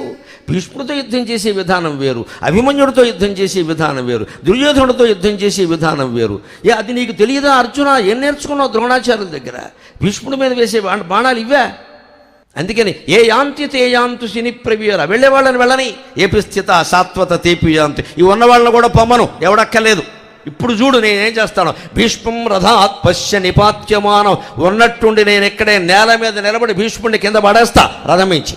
ద్రోణం చ సంఖ్యే సగణం మయాద్య, ద్రోణాచార్యుల్ని, ఆయనకి సహాయంగా వచ్చిన అశ్వత్థామని, ఆయనకు వచ్చినటువంటి గురువు శిష్య గణాన్ని మొత్తం అందరినీ సంఖ్యే ఈ యుద్ధంలో వేసి పారేస్తా, మీరెవరూ యుద్ధం చేయరని నాకు అర్థమైంది అని ముందుకు వచ్చాడండి. అప్పుడు అర్జునుడు దిగొచ్చి కాళ్ళు పెట్టుకున్నాడు. బావా క్షమించు, నేను చేస్తా, ప్రాణత్యాగమైనా చేస్తా, నువ్వు ఆయుధం పట్టుకోవద్దు అని వెనక్కి లాగారు. అదిగో ఆ రూపాన్నే భీష్మయ్య కారేసినాడు. భీష్ముడు స్మరించాడమ్మా, నా కోసం యుద్ధం దిగాడు, నా కోసం యుద్ధం చేస్తున్నాడు, కృష్ణుడు ఎంత అందంగా ఉన్నాడు అన్నాడు. కోపగించిన కృష్ణుడు భీష్ముడికి అందంగా కనబడ్డాడు, అర్జునుడికి ప్రాణాంతకంగా కనబడ్డాడు. ఇదే ఎమోషన్స్ తేడా అంటే ఇది. అర్జునుడికి ప్రాణాంతకంగా కనబడ్డాడు, భీష్ముడికి ఎలా కనబడ్డాడు? What a beauty. హయరింకాముఖ ధూళిధూసర పరిన్యస్తాలకోపేతమై, హయరింకాముఖ ధూళిధూసర పరిన్యస్తాలకోపేతమై, రయజాత శ్రమతోయ బిందుయుతమై, రాజిల్లు నిమ్మోముతో అజానుబాహుం అరవిందదళాయతక్షం రామం నిశాచర వినాశకరం నమామి. రామచంద్రుని రూపం గుర్తొచ్చింది భీష్ముడికి, రామాయణం చదివినాడు కాబట్టి. ఏమందంగా ఉన్నాడు, అసలు ఇంత అందగాన్ని చూస్తున్నాను నేను, యుద్ధం పక్కనెట్టు వీడి చేతిలో చచ్చిపోయినా మంచిదే అని ఆయన అందాన్ని వర్ణిస్తున్నాడండి. హయరింకాముఖ ధూళిధూసర పరిన్యస్తాలకోపేతమై, రయజాత శ్రమతోయ బిందుయుతమై, రాజిల్లు నిమోముతో జయమున్ పార్థునకిచ్చువేట్క అని నా శస్త్రాకతిం చాలా నొచ్చియు పోరించు మహానుభావుని ఎదలో చిందింతు అశ్రాంతమున్. కుప్పించి ఎగసిన కుండలంబుల కాంతి గగన భాగం వెల్ల కప్పికొనగా, కుప్పించి ఎగసిన కుండలంబుల కాంతి గగన భాగం వెల్ల కప్పికొనగా, ఉరికిన నోర్వక ఉదరంబులోనున్న జగముల వేరేగున జగతి కదల, చక్రంబుతో తెంచి చనుదెంచు రయమున పైనున్న పచ్చని పటము జార, చక్రంబుతో తెంచి చనుదెంచు రయమున పైనున్న పచ్చని పటము జార, నమ్మితి నా లావు నగుబాటు చేయక మన్నించుమని క్రీడి మరల దిగువ కరికి లంఘించు సింగంబు కరణి మెరసి, నేడు భీష్ముని చంపుదు నిన్నుగాతు విడువు మర్జున అనుసు మద్విశిఖ వృష్టి తెరలి చనుదెంచు దేవుండు దిక్కు నాకు. ఇక్కడ గమనించండి, భీష్ముడు భయపడలేదు, బాధపడలేదు. ఇంత అందగాన్ని శ్రీమన్నారాయణమూర్తిని నా ఎదురుగా చూస్తున్నా, నేనంత అదృష్టవంతుణ్ణి. నా పరాక్రమం గురువుతో యుద్ధం చేసినప్పుడు కూడా ధన్యం కాలేదు పరశురాముడితో, ఇప్పుడు ధన్యమైంది. కృష్ణుడిని దించగలిగా కిందికి, నా కోసం దిగుతున్నాడు ఆయన. అంటే భగవంతుడి యొక్క ప్రేమ గమనించండి. కృష్ణుడు అంటే ప్రేమ, రాముడంటే ధర్మం. రాముడు ధర్మాన్ని తప్పడు, కృష్ణుడు ప్రేమ కోసం ధర్మం లేదు గర్మం లేదు, ఐ లవ్ హిమ్ అంటాడు అంతే. అది కృష్ణుడికి తేడా. నాకు అవన్నీ అనవసరం, అర్జునుడు నా భక్తుడు, ఐ లవ్ హిమ్, నేను ప్రేమిస్తున్నాను వాడిని, వాడు చచ్చిపోతున్నాడు ఇక్కడ, నాకు ధర్మం చెప్తారు మీరు, వేసేస్తాను భీష్ముడిని అంటే ఆయుధం పట్టననే మాట తప్పడే లేదా? రేపు పొద్దున ప్రింట్ మీడియా వాళ్ళు రాస్తారా లేదా? మాట తప్పిన కృష్ణుడు దాని మీద డిస్కస్, దానికి సిద్ధపడిపోయాడే. నాకు అనవసరం, మీరు ఏ చర్చలనే పెట్టుకోండి, నాకు ఏ ధర్మంలో ఇస్తే తెచ్చేస్తాను. వాడు చచ్చిపోతున్నాడు అక్కడ, నా భక్తుడు, వాడికి నేను మాట ఇచ్చాను. భీష్ముడే నగ్గని, భీష్ముడు కృష్ణుడి చేత ఆయుధం పట్టించాడని పేపర్లో వాడు రాసుకొని నాకేం పర్వాలేదు, నా భక్తుడు నేను కాపాడుకోవాలి. ఇది భగవంతుడు ప్రేమ. అంచేత కృష్ణుడు అంటే ప్రేమ, ధర్మం తర్వాత విషయం, ధర్మం కోసమే ఆ ప్రేమ. కానీ ప్రేమ ప్రేమే, అది ధర్మాన్ని మించింది. తల్లి బిడ్డ కోసం ఏ త్యాగమైనా చేస్తుంది, ధర్మం అనవసరమా, ప్రేమ అదంతే. ఆ ప్రేమ మళ్ళీ భగవంతుడికి ఉంటుంది. అందుకని చెబుతున్నాడు ఇక్కడ. ఇందులో కూడా ఒక రహస్యం ఏంటంటే, మన బాధ్యత మనం సక్రమంగా చేసినప్పుడే ఆయన ఆ ప్రేమ చూపిస్తాడు, మనం గుర్తుంచుకోవాలి. ఈ పద్యంలో పోతన గారి పద్యాలు ఈ రెండిట్లో కుప్పించి ఎగసనని ఇదివరకు నేను ఇక్కడ మాట్లాడినప్పుడే దాని మీద కొంత వ్యాఖ్యానం చేశాను, అంత సమయం మనకి ఇప్పుడు లేదు. హయ్యరింకా ఒక దాంట్లో ఒక అంతరార్థం ఉంది, గమనించండి. మన పని మనం చేసి ఆ ఫలితాన్ని భగవంతుడికి సమర్పిస్తే దాన్ని ఆయన శిరస్సు మీద ఆభరణంగా భరిస్తాడు. ఆ పద్యంలో అంతర్థం ఉంది. హయ్యరింకాముఖ ధూళి ధూసర పరిణ్యస్థాలకోపేతమై, కృష్ణుడు ముఖం చాలా అందంగా ఉందిట. చచ్చిపోతున్నాడు అక్కడ అర్జునుడు, ఈయనకు అందంగానే పడింది ఇక్కడ. ఎవడి దృష్టి వాడిది ప్రపంచంలో. గుర్రాలను అలా 4 గుర్రాలని అలా పరిగెట్టేలా చేస్తూ ఉంటే వాటి కాలి గిట్టల నుంచి రేగిన దుమ్ము ఉందే, అది కృష్ణుడు నెత్తి మీద పడిందిట. అప్పటికే ఈయన నుదుటి మీద చెమట పట్టిందిట. రయజాత శ్రమతోయ బిందుయుతమై, ఆ వేగం కారణంగా చెమట బిందువులు ఉన్నాయట. దాని మీద గుర్రాల కాలి గిట్టల నుంచి రేగిన దుమ్ము పడిందిట. ఈ దుమ్ము ఆయన లలాటం మీద ప్రకాశిస్తోంది. ఇప్పుడు ఈ ప్రకాశం అవసరమా? ఇక్కడ టంగుటూరు ప్రకాశం చచ్చిపోతుంటే అక్కడ. అదే కవి వర్ణన, అదే భగవత్ ప్రేమ, భగవత్ పాత్ర. గుర్రాలు పరిగెడుతున్నాయి, వాటి కాలిగిట్టల నుంచి దుమ్ము రేగింది. రేగిన దుమ్ము కృష్ణుడు నెత్తి మీద పడింది. ఇక్కడ వర్ణంలో ఒక తేడా ఏమిటంటే, సాహిత్యపరమైన అనౌచిత్యం అండి. సాహిత్యవేత్తలు ఒప్పుకోరు, పోతన గారైనా సరే. అనౌచిత్యం ఏమిటంటే, చెమట బిందువులు ఒక్కోసారి అందంగా ఉంటాయి, ముత్యాల బిందువుల్లో ఉంటాయి. చెమట బిందువులు ఒక్కోసారి అందంగా ఉంటాయి. కాళిదాసు వర్ణిస్తాడు. అమ్మవారి ముక్కుపొడకు వచ్చింది ఇక్కడ. ఆ ముక్కుపొడకు ఎలా వచ్చింది? శ్వేత బిందువుల సత్పాల లావణ్య నిశ్చింత సంతోష సందేహకులు నాసికామౌక్తికే. అమ్మవారి కైలాసంలో కష్టపడి పని చేస్తుంది, పని మనిషి మానేసి ఉంటుంది, అంతకంటే ఉంది. ఆవిడే పాపం చాలా కష్టపడింది. శివుడు అక్కడికి వద్దు వద్దు, నువ్వు చెయ్యవు నన్ను చెయ్యనేవో అని ఆవిడ చేస్తుంది పాపం. చెమట పట్టింది. శివుడికి ఏం చేశాడు? చెమట పట్టినా ఎంత బాగున్నావు పార్వతి అన్నాడు. ఈయన సొమ్మెం పోయింది. అది కాళిదాసు గమనించాడు, కవి అంటే అది. అమ్మవారికి చెమట పట్టింది ఎక్కడ? నుదుటి మీద. ఆ నుదుటి మీద చెమట బిందువులు ఉంటాయి కదా, అక్కడి నుంచి ఆ చెమట బిందువులు ఇలా ముక్కు మించి జారేయట. మరి చెమట బిందువులు ఇలా జారుతాయి కదా, ముక్కు మీద ఇలా జారేయట. ఆ జారినప్పుడు ఏమైందిరా, ఆ పాల భాగంలో ఉండే చెమట బిందువులతో పాటు అమ్మవారి సౌందర్యం కూడా కొంత జారింది. ఆ పాల భాగంలో ఉండే సౌందర్యం ఉంది కదా, అష్టమీ చంద్ర విభ్రాజ దళిత అలిక స్థల శోభిత, ఆ పాల భాగంలో ఉండే సౌందర్యం కూడా ఈ చెమట బిందువుల ద్వారా కిందికి జారిందట. కానీ జారిన బిందువుల్లో ఒక బిందువు ఇక్కడ ఆగిపోయిందట. ఎందుకంటే ఈ ముక్కు దగ్గర ఇక్కడ డిప్పలా ఉంటుంది కదా, అందుకని ఇక్కడ ఆగిపోయిందట. ఆ ఆగిపోయిన బిందువు అమ్మవారి ముక్కు పుడకయిందమ్మా. అది కాళిదాసు శ్యామలా దండకంలో చెబుతారు. స్వేద బిందువుల సత్పాల లావణ్య నిశ్చింత సంతోష సందేహకులు నాసికామౌక్తికే సర్వమంత్ర ఆత్మికే కాళికే. స్తోత్రాల వెనకాల ఇంత అంతరార్థాలు ఉన్నాయి. ఈ అర్థం తెలుసుకుని చదివితే మనస్సు లగ్నం కాకుండా ఉంటుందా? ఒట్టి పారాయణ చేస్తే అలాగనే మొత్తుకునేదంతా అది. అర్థం తెలిస్తే మనస్సు లగ్నం అవుతుంది. ఎంత అందం ఆ ముక్కు పొడకు మించి ఇలా జారాయా, అక్కడ బిందువు ఇక్కడ ఆగింది. ఎందుకని ఇక్కడ ఎత్తుగా ఉంటుంది కదా ముక్కు, డెప్పలాగా. ఆ డెప్ప మీద ఆగింది. ఆగిన బిందువు అక్కడే ఉండిపోయింది. కుట్టేసేట ముక్కు పొడక అయిపోయింది అంతే. అది ముక్కు పొడక. ఇంత గొడవ చేయాలంటే చేస్తాడు ఆయన కవి, కాళిదాసు మహాకవి. అదే అందం. మరి ఆ స్తోత్రాలు చదువుతుంటే ఈ భావన ఉండాలి మనకి. అలాగా శ్రీకృష్ణుడి యొక్క చెమట బిందువులు అందంగా ఉండదు. చెమట అందంగా ఉండొచ్చు, కానీ దుమ్ము అందంగా ఉండదండి. ఇక్కడ దుమ్ము పడింది. హయరింఖామొక ధూళిధూసర పరిన్యస్తాలకోపేతమై, రోడ్డు మీద దుమ్ము. ఆయన యుద్ధరంగంలో పైగా శ్మశానం ఎదవసంత నేషనల్ హైవే 66-43 శ్మశానంలో దుమ్ము రేగితే ఆ దుమ్ము కృష్ణుడి నుదుటి మీద పడితే అది అందంగా ఉండే అని ఆభరణంగా ఎలా భావిస్తాడండి? దుమ్ము అందంగా ఉంటుందా? ఎవరైనా ఒక మగాయన బయటికి వెళ్ళి సంతలోకి వెళ్ళి రోడ్డు మీద బండి మీద వచ్చి మొహం అంతా దుమ్ము కొట్టుకుని వచ్చాడు, భార్య అందంగా ఉన్నా ఉంటుందా? మొత్తం స్నానం చేయమంటుందా?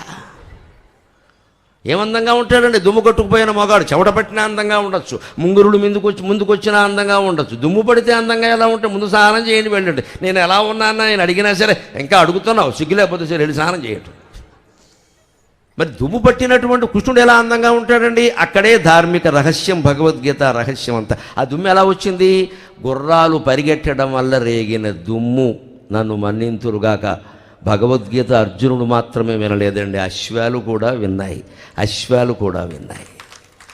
మనం గమనించాలి, అక్కడ 4 అశ్వాలు ఉన్నాయి. మనకి అర్థం కాకపోవచ్చు భగవద్భాష, అన్ని జీవులకి అర్థం అవుతుంది. అది మౌనమే నీ భాష ఓ మోగ మనస. అశ్వాలకు అర్థమైంది. అశ్వాలు ఏమనుకున్నాయంటే కర్మణ్యేవాధికారస్తే మా ఫలేషు కదాచన అన్నాడైన. మా కర్మఫలహేతుర్భూర్ మాతే సంగో స్వకర్మణే అన్నాడు. నీ పన్ను చేయవయ్యా, ఫలితం నాకు సమర్పించవయ్యా అన్నాడు. అందుకని మనం పాండవుల గుర్రాలమైనా కౌరవుల గుర్రాలమైనా పర్వాలేదు, అది మన చేతుల్లో లేదు కదా. మన పని ఏమిటి? పరిగెట్టడం కదా. పరిగెట్టితే వచ్చే ఫలితమే దుమ్ము కదా. అందుకని మనం పరిగెడితే ఆ ఫలితాన్ని, దుమ్ముని భగవంతుడు శిరస్సు మీద ఆభరణంగా ధరిస్తాడు. ఇది పోతన గారి పద్యానికి వ్యాఖ్యానం. ఎంత చేస్తే సరిపోతుంది. అందువల్ల గుర్రాలు పరిగెట్టడం వల్ల రేగిన ధూళిని గుర్రాల కర్మఫలంగా భావించాడు ఆయన. మీ పని మీరు చేశారు, మీరు యజమానులను బట్టి మీరు ఉంటారు. గుర్రం తప్పేముందండి? గుర్రం నడిపేవాడు, ఉపయోగించుకునేవాడు తప్పు, కానీ అది జంతువు. అందుకని మీ ఫలితమైనటువంటి కర్మఫలమైన దుమ్మును నేను ఆభరణంగా ధరిస్తున్నా అని చెప్పాడు. అలాగ మనం కూడా భీష్మస్తవం నుంచి ఏం నేర్చుకోవాలంటే, మన ఎంత క్లిష్ట పరిస్థితుల్లో నెత్తి మీద కత్తి ఉన్నా సరే ఆ కత్తిని ఇంకో కత్తితో ఛేదించగలమా, లేదు దెబ్బ భరించగలమా, కింద నుంచి వాడు కాళ్ళు నరికేయగలమా, లేదు నోరు మూసుకొని ఉండగలమా? ఏదో ఒకటి చేయాలి కదా. ఆ చేయవలసింది చెయ్యాలి. కంగారు పడితే వాడు నరక్కుండానే మనం గుండెపోటు వచ్చిపోతాం. కనీసం వాడి మీద క్రిమినల్ కేసు పెట్టే అవకాశం కూడా లేదు. వీడు మామూలుగా పోయాడు, వాడి చేతుల్లో పోతే కేసు పెట్టచ్చు. మామూలుగా పోయామనుకో గుండెపోటు వచ్చి పోయేటట్టు. ఎవడో కేసు పెడతాడు, ఇక్కడ సూట్ కేసులో పెట్టి లాగేస్తారు సాయంత్రానికి. మన పని మనం చేయాలి. యుద్ధమైనా సరే, కోర్టు అయినా సరే, ఏదైనా సరే చేయవలసిందే పని. ఇక్కడ బద్దకించడానికి వీలేదు. ఇక్కడ డబ్బు కొంత ఖర్చు అవ్వచ్చు, యాతన అవ్వచ్చు, ఏదైనా సరే చెయ్యాలి. అప్పుడే నేరానికి తగిన శిక్ష పడుతుంది ఖచ్చితంగా. అది చెబుతున్నాను, నీ పని నువ్వు చెయ్యి, దాని ఫలితం నాకు అర్పగా. దుమ్మైనా సరే నేను తీసుకుంటానయ్యా, సొమ్ము అయితే తీసుకుంటానని వేరే చెప్పాలా? అందుకే 9వ రోజు కూడా ఇలాగే జరిగితే మళ్ళీ కృష్ణుడు ఆయుధం పడితే కుప్పించి ఎగసిన పద్యం అక్కడదే. అర్జునుడు బతిమాలితే వెనక్కి వచ్చాడు. మొత్తం మీద సరిగ్గా యుద్ధం చేస్తావా, నన్ను దిగమంటావంటే నేను చేస్తాను, నువ్వు వదిలే అన్నాడు. ఈ ఇద్దరి మధ్య జరిగిన సంభాషణ భీష్ముడు విన్నాడు. అందుకే 9వ రోజు సాయంత్రం ధర్మరాజు రథాన్ని జోడించి పోనించి, ధర్మజ రోజు వాడు రాత్రి వచ్చి క్యాసెట్ వేసి చంపేస్తున్నాడు అయ్యా దుర్యోధనుడు. పగలు ఎక్కడ యుద్ధం, రాత్రి వాడితో యుద్ధం, చచ్చిపోతున్నా. మిమ్మల్ని చంపమంటాడు, నాకు ఇష్టం లేదు. ఏంటిది? అందుకని శిఖండి ఉన్నాడు కదా, నాకు నియమం ఉంది కదా. వాడు ఆడవాడై మగవాడయ్యాడు, మళ్ళీ ఆడవాడయ్యాడు, రకరకాల మొత్తం ట్రాన్స్జెండర్ అంతా జరిగిపోయింది వాడికి. వాడిని ముందు ఎట్టుకున్నాను, వేసేయండి అయ్యా, ఇంటికి వెళ్ళిపోతున్నాను నేను అని ధర్మరాజుకి చెవులో చెప్పాడు స్వయంగా. ఆయన కోరుకున్నాడు. భీష్ముడు ఎంత మహాయోగి అంటే మృత్యువుకి సిద్ధపడ్డాడమ్మా. ఇంకేదో చేద్దామని కక్ష కట్టలేదు ఎవరి మీద. లేకపోతే శిఖండి లాంటి ఒక పేడివాడి ముందు ఓడిపోవాలా, అంతటి మహానుభావుడు సిద్ధపడ్డాడు ఆయన. పోనీ దాని పంత నగ్గని ఏటా గొడవ, ఊరికేను పోతే పోతాం, ఉంటే ఉంటాం. 257 సంవత్సరాలు బతకం, ఇంకా బతకాలా అని. అప్పుడు 10వ రోజుని ఈయన పడిపోయాక ఆసనం మీద ఉన్న కాడ దుర్యోధనుడి బుద్ధి చూడండి. వాడికి పుట్టుకతో వచ్చింది, పుడకలతో కానీ పోతుంది. తాత పడ్డావు బాగానే ఉంది, కానీ వాళ్ళని చంపకుండా పడ్డావయ్యా అన్నాడు. వాడి బాధ వాడిది. వీడిని ఎవడు బాగు చేస్తాడండి? వాళ్ళ నాన్న బాగు చేయలేకపోయాడు, మనం బాగు చేయలేము. లోకంలో దుర్యోధనుడు అందరూ అంతే. అప్పుడు కూడా వాడి ఛాస ఏంటంటే, తాత పడిపోయావు సరే, అందరూ పడిపోతారు, 5గురిలో ఒక్కడిని వేసేసినా బాగుండేదయ్యా, ఇంకేమనాలి? అప్పుడు అంటాడు భీష్ముడు, నిజంగా సాధ్యం కాదు, నాకు కాదు, 10,000 మంది భీష్ములు ఉన్నా సాధ్యం కాదు. పాండవుల సమస్య కాదయ్యా, పాండవుల సమస్య కాదు, నీకు అర్థం కావట్లేదు. అక్కడ ఒక పెద్ద మనిషి ఉన్నాడు. ధనుషైకేణ నిఘంతుం సర్వ పాండవాన్ శక్తోహం ధనుషైకేణ నిఘంతుం సర్వ పాండవాన్ యద్యేవం న భవేత్ తేషాం విశ్వక్సేనో మహాబలగా యద్యేవం న భవేత్ గోప్త విశ్వక్సేనో మహాబలగా. నీకు ఎంత చెప్పినా అర్థం కావట్లేదు దుర్యోధన. ఇది పాండవుల బలం కాదయ్యా, భగవంతుడి పాత్ర అద్భుతంగా ఉంది అక్కడ. నువ్వు ఒప్పుకోవు దాన్ని. ఎంతసేపు 10,000 మంది సైనికులను పట్టుకొచ్చావు బుద్ధి లేక. వీళ్ళందరూ ఎందుకు వస్తారు? చచ్చిపోతే పింఛన్లు ఇవ్వడానికి పనికొస్తారు వీళ్ళు. 10,000 మంది భార్యలకి పింఛన్లు ఇవ్వాలి. నువ్వు అంతకంటే ఏం చేసుకుంటావు? 10,000 మంది ఎదవ లెక్క 10,000 అడిగేమేమిటయ్యా? కృష్ణుడు కావాలని కోరద్దా? వాడు తెలివైన వాడయ్యా, కృష్ణుడిని కోరాడు. అంటే శక్తోహం ధనుషైకేన నిఘంతుం సర్వపాండవాలు. ఒక్క సహదేవుణ్ణి పక్కకి పిలిచి వేసేయగలిగిన చిన్నవాడు కదా. 5 పాండవుల్ని వేసేయగలను నేను ఒక్క ధనుస్సుతోటే. నా వింటి నారు ఎవడూ తెంచలేడు, నా ధనుస్సునెవడూ పగలగొట్టలేడు. నేను చెయ్యగలను నా పని. కానీ ఒక్కటే ప్రొవైడెడ్ వన్ థింగ్, ఒక్కటే షరతు. యద్యేవం న భవేత్ గోప్త విశ్వక్సేనో మహాబలగా సర్వవిద్భానుర్విశ్వక్సేనో జనార్దనక వేదో వేదవిదవ్యంగో వేదాంగో వేదవిత్ కవి. విశ్వక్సేనుడు ప్రపంచంలో సైన్యాలన్నీ వచ్చి దండెత్తినా కూడా జయించగలిగిన మహానుభావుడు విశ్వక్సేనుడైన శ్రీ మహావిష్ణువు అక్కడున్నాడయ్యా.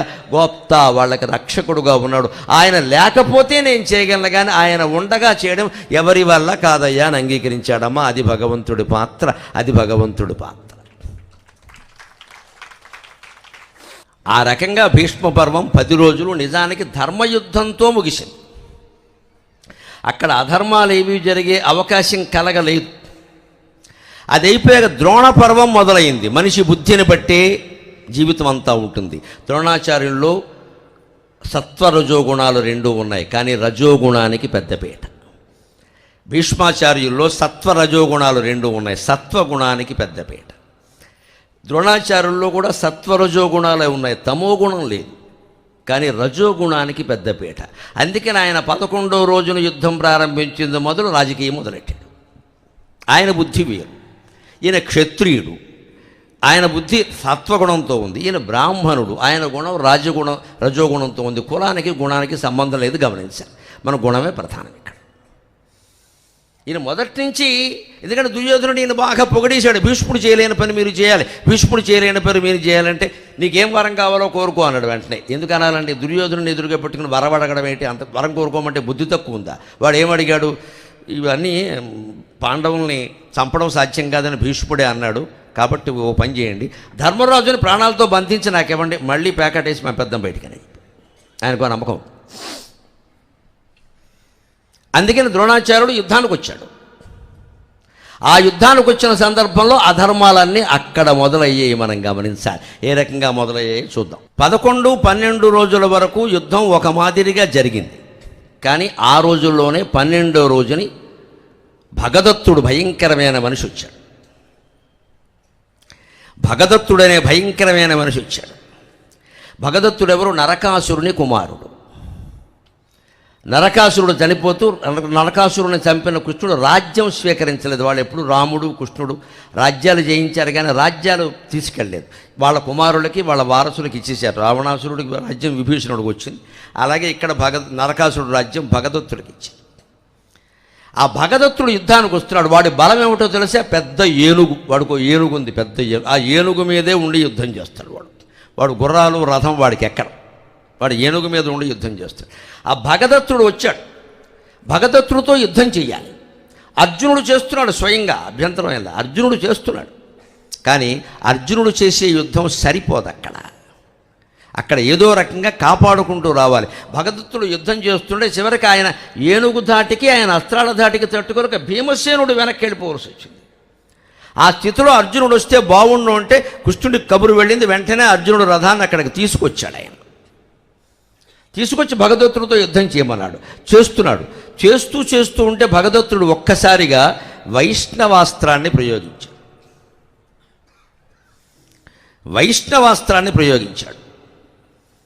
వైష్ణవాస్త్రం అంటే విష్ణుమూర్తి ఇచ్చినటువంటి అస్త్రం అది. అది వైష్ణవాస్త్రమని, అది ఏదో చేస్తుందని అర్జునుడికి తెలియదు. ఆయన అస్త్రం వేస్తుంటే ఈయన ఏదో బాణాలు వేస్తున్నాడు. అక్కడ ఉన్నవాడు కృష్ణుడు కదా. వైష్ణవాస్త్ర ప్రయోగం అటు నుంచి చేయగానే కృష్ణుడు ఉన్నట్టుండి పగ్గాలు వదిలేసి లేచి నిలబడ్డాడు. అది భగవంతుడు కరుణ అంటే. ఆయన ప్రయోగించింది వైష్ణవాస్త్రం. అది తెలిసి అర్జునుడికి తెలియదు, కృష్ణుడికి తెలుసు. కానీ భగవంతుడి పాత్ర ఎంత బాగా నిర్వర్తించాడంటే అరసి రక్షించడం అంటారు దీన్ని. రాబోయే ఆపదని గమనించి అరసి రక్షించాలి. అందుకని వెంటనే అక్కడ కూర్చున్న కృష్ణుడు పగ్గాలు వదిలేసి ఇలా లేచాడు. ఒకసారి అర్జునుడికి అర్థం కాలేదు ఎందుకు లేచాడు, ఈయనకి అడ్డంగా లేచాడు. ఆ వైష్ణవాస్త్రం వస్తే కృష్ణుడికి తగిలిందమ్మా, ఆయన వక్షస్థలానికి తగిలింది. కానీ వెంటనే ఏమైందో తెలుసా వైష్ణవాస్త్రం? వైజయంత్యభవన్మాలా తదస్త్రం కేశవోరసి. వ్యాసుడు వర్ణిస్తున్నాడు మహానుభావుడు ఆ దృశ్యాన్ని. ఏమాశ్చర్యం, ఏమాశ్చర్యం! అస్త్రం తగిలితే కృష్ణుడి యొక్క రూపం ఎలా ఉంది అంటే వైజయంత్యభవన్మాలా తదస్త్రం కేశవోరసి పద్మకోశ విచిత్రాఢ్య పద్మకోశ విచిత్రాఢ్య సర్వర్తు కుసుమోత్కట పద్మకోశ విచిత్రాఢ్య సర్వర్తు కుసుమోత్కట. ఆ వైష్ణవాస్త్రం వచ్చి ఇలా నిలబడ్డాడు కదా. అర్జునుడికి తగలాల్సిన అస్త్రం కృష్ణుడికి తగిలిందండి. ఆ అస్త్రమే తగిలితే అర్జునుడి పని 12వ రోజు అవుట్, తిరుగులేదు ఇంకా. అది భగవంతుడు కాపాడే విధానం. ఈ రహస్యాలు చాలామందికి తెలియవనే నేను భగవంతుడు పాత్ర అని పెట్టమన్నా. భగవంతుడు కాపాడటం అంటే నాగాస్త్రం ఒకటి, సైంధవుడి దగ్గర చక్రం అడ్డాడు, ఇలాంటి 2-3 చెబుతారు. 2-3 కాదమ్మా, ఈ 3 రోజుల్లో మీరు వింటారు. కనీసం 30-40 సార్లు కాపాడాడు. 30-40 సార్లు కాపాడాడు 18 రోజుల్లో. సగటం రోజుకు 2 సార్లు, లేకపోతే వీళ్ళు ఎవరు ఉండేవాళ్ళు కదా అసలు. ఇంకా తక్కువ కాపాడింది 10 రోజుల్లోనే. ఆ 8 రోజుల్లో ప్రాణం తినేశారు కృష్ణుడు పట్టుకొని. ఆయన లేకపోతే ఉండేవారు కాదు. ఆ వైష్ణవాస్త్రం వస్తుంటే వెంటనే ఆయనకి అదేమిటో తెలుసును కాబట్టి ఇలా లేచాడు. ఆ అస్త్రం వచ్చి ఈయనకి తగిలింది. తగలగానే ఏమంటుంది? వైజయంత్యభవన్మాలా తదస్త్రం కేశవోరసి. ఆ అస్త్రం కేశవుని యొక్క వక్షస్థలం మీద వైజయంతి మాలలా శోభించిందట. వనమాలీ గదీశార్గీ శంఖీ చక్రీ చనందకి శ్రీమాన్ నారాయణో విష్ణుకు వాసుదేవోభిరక్షతు అని విష్ణు సహస్ర స్తోత్ర శ్లోకం ఇక్కడ వర్తిస్తుంది. ఆ వనమాల ధరించినప్పుడు, వైజయంతిమాల మెడలో ఉన్నప్పుడు శ్రీ మహావిష్ణువు వైకుంఠంలో ఎంత అందంగా ఉంటాడో, వైష్ణవాస్త్రం విష్ణువుని చేరింది కాబట్టి, దాని స్వామిని, దాని యజమానిని అది చేరింది కాబట్టి అక్కడికి వెళ్ళి అది మెడలో వనమాలలా ప్రకాశించింది. అంటే నిజానికి వనమాల కాలేదండి, మనం గమనించాలి. అక్కడ పొక్కులు వచ్చాయి పాపం పరమాత్మకి. ఇలా పొంగొచ్చిన వాళ్ళకి చూడండి, ఇలా పైకి పొక్కిపోతుంది. ఇలా వరుసగా ఇలా ఓ పొంగు, ఇలా ఓ పొంగు, ఇలా ఓ పొక్కు, ఇలా ఓ పొక్కు వస్తే అవన్నీ పద్మకోశ విచిత్రాఢ్య తామర మొగ్గల్లా ఉన్నాయట. కవిగారికి అలాగే ఉంటాయి, భరించేవాడికి తెలుస్తుంది బాధ. కవిగారికి అలాగే ఉంటాయి. వ్యాసుడు కవి కదా, ఆయనకే ఉందండి. ఆయన మెడలో వనమాల ఉంటుంది కదా, పద్మమాల. ఆ తామర మొగ్గలుగా ఉన్నప్పుడే కొంతమంది దండ వేస్తారు, విచ్చుకుంటే బాగుంటుంది కదా. అందుకని మొగ్గలుగా ఉన్నప్పుడే దండ వేస్తారు, వేస్తే విచ్చుకుంటాయి, విచ్చుకుంటే మరింత బాగుంటుంది. ఆ తామర మొగ్గల దండ వేస్తే ఆ ఎర్రటి మొగ్గలు అలా పైకి తేలినట్టుగా ఉంటాయి కదా, అలాగే ఈయన ఒళ్ళంతా పొక్కిపోయిందండి. పొక్కిపోయినప్పటికీ కృష్ణుడు ఎంత అందంగా ఉన్నాడు అంటే తామర మొగ్గల మాల వేసుకున్నట్టుగా ఉన్నాడు. అంతేకాదు సర్వర్తు కుసుమోత్కట, అన్ని ఋతువులలోనూ పూసేటువంటి పువ్వులన్నీ ఆ దండలో ఉన్నాయండి. ఆ దండ అలా ప్రకాశించింది అన్నాడు. ఇది వ్యాసుడికి అర్థమైంది, కృష్ణుడికి అర్థమైంది, అర్జునుడికి అర్థం కాల. జీవుడు జీవుడే, దేవుడు దేవుడే. ఈయన వెంటనే ఏమన్నాడు? బావా, నేను లేవద్దని చెప్పాను కదా, కూర్చోమన్నాను కదా, టీ కూడా ఇచ్చాను కదా ఇందాక, షుగర్లెస్ టీ, ఎందుకు లేచావు? వీడికి అర్థమై చస్తే కదా. ఎందుకు లేచాడు ఈయనకి తెలియదు. ఆయనకి కాళ్ళు లాగేసి తిమ్మిర్లు వచ్చి లేచాడేమో అనుకుంటాడు ఆయన. వీడిని కాపాడడానికి లేచాడు. అది భగవంతుడి పాత్ర. మనకు తెలియకుండా కాపాడుతాం. మనం నిద్రలో పడుకుని ఉంటాం, మనం పక్క నుంచి పాము వెళ్ళిపోతుంది, మనకు తెలియదు, మనని కరవలేదు. అది మన ప్రతిభ కాదు, పాము అజ్ఞానము కాదు. భగవంతుడు కాపాడాడు అంతే లెక్క. భగవంతుడు కాపాడాడు, లేత కుదరదు. భక్తుడిని భగవంతుడు కాపాడుతాడు. పాములు కాదమ్మా, పాములు లాంటి మనుషులు ఉన్నా సరే కాపాడుతాడు. మనం జాగ్రత్త పడక్కలేదు, మనకు ఉన్నంత ఉంటే పడతాం. నిద్రలో ఏం పడతాం జాగ్రత్త, కానీ నిద్రపోయే ముందు భగవంతుడు స్మరించాలి. అందుకని లేస్తే ఎందుకు లేచాడో అర్థంగా, బావా ఎందుకు లేచావు, ఎందుకు లేచావు, నీ తలక ఎందుకు లేచావు అంటే కాళ్ళు లాగా లేచాను, ఎక్సర్సైజ్ అనుకుంటావు, మార్నింగ్ వాక్క. అది వైష్ణవాస్త్రం అయ్యా, దాన్ని నేను భరించా అంటే అది అవమానంగా భావించాడు అర్జునుడు. అహంకారం అంటే అదే. అదేమిటి, నేను ఎదుర్కొనేవాడిని కదా, ఇప్పుడు నాకు ఎంత చెడ్డ పేరు, ఈయనకి ముందు అడ్డుకున్నాడని గౌరవం లేదండి, చెడ్డ పేరు ఈయనకి. రేపు పొద్దున్న మీడియా వాళ్ళు ఏం రాస్తారు? అర్జునుడు ఓడిపోయాడు, కృష్ణుడు కాపాడాడు, కుదరదు, నేనే ఉండాలి. భగవద్గీత ఏమర్థమైందో మనం చూసుకోవాలి. ఇంకా అంతే వ్యాసుడు చెబుతాడు, భగవద్గీత అర్థమైంది నాకు, కృష్ణుడికే, ఇంకెవడికే అర్థం కాలేదంటాడు. ఆయనకి కృష్ణుడికి అర్థమైంది, ఇంకెవరికి అర్థం కాల. శుకుడికి అర్థమై ఉండొచ్చు, వీళ్ళకి ఎవరికి కాల. లేచి అనేది ఏమిటంటే, నీ ఎందుకు నిలబడ్డావు, ఇలా నిలబడితే నేను ఎదుర్కొనేవాడిని కదా, రేపొద్దున మీడియా వాళ్ళు అందరూ ఏమనుకుంటారు, దుర్యోధనుడు ఏమంటాడు, కృష్ణుడే సగం యుద్ధం చేశాడంటాడు, ఏంటిది నేను చూసుకునేవాడిని కదా అంటే, అర్జున నీకు అహంకారం ఉండొచ్చు, నాకు లేదయ్యా, దీని కథ నీకు తెలియదు, ఇది నేనిచ్చిన అస్త్రం అన్నాడు. ఆయనకు అర్థం కాల. భగదత్తుడు కృష్ణుడే కూడా ఏంటి అర్థం, అస్త్రం. ఇది రహస్యం. భారతంలో ధర్మ సూక్ష్మాలంటే రహస్యాలంటే ఇది నేనిచ్చిన అస్త్రం అయ్యా, మీకేం తెలుసు. బహూని మే వ్యతీతాని జన్మాని తవ చర్జున తాన్యకం వేద సర్వాణి నత్వం వేత్త పరం తపా. 4వ అధ్యాయంలో చెప్పిన మాట. నీకు చాలా జన్మలు గడిచాయి, నాకు చాలా జన్మలు గడిచాయి, కానీ ఎటొచ్చి నీకు అవన్నీ తెలియవు, నాకు తెలుసు, అంతే తేడా. అంచేత నేను వ్యవహరించే విధానం వేరుగా ఉంటుంది. వీడెవడనుకుంటున్నావు, నరకాసురుడు కొడుకు, వాడెవడు భూదేవి కొడుకు. భూదేవి ఎవరు, వరాహ అవతారంలో నాకు భార్య, శ్రీభూవరాహస్వామి అంటాం కదా.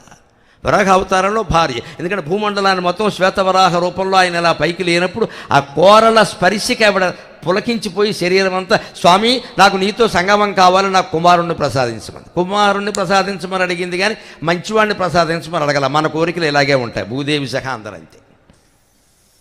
ఆయన వెంటనే తథాస్తు అన్నాడు. పుట్టినవాడు ఎవడు, నరకాసురుడు. వీడు పుట్టకపోయినా బాగుండేది.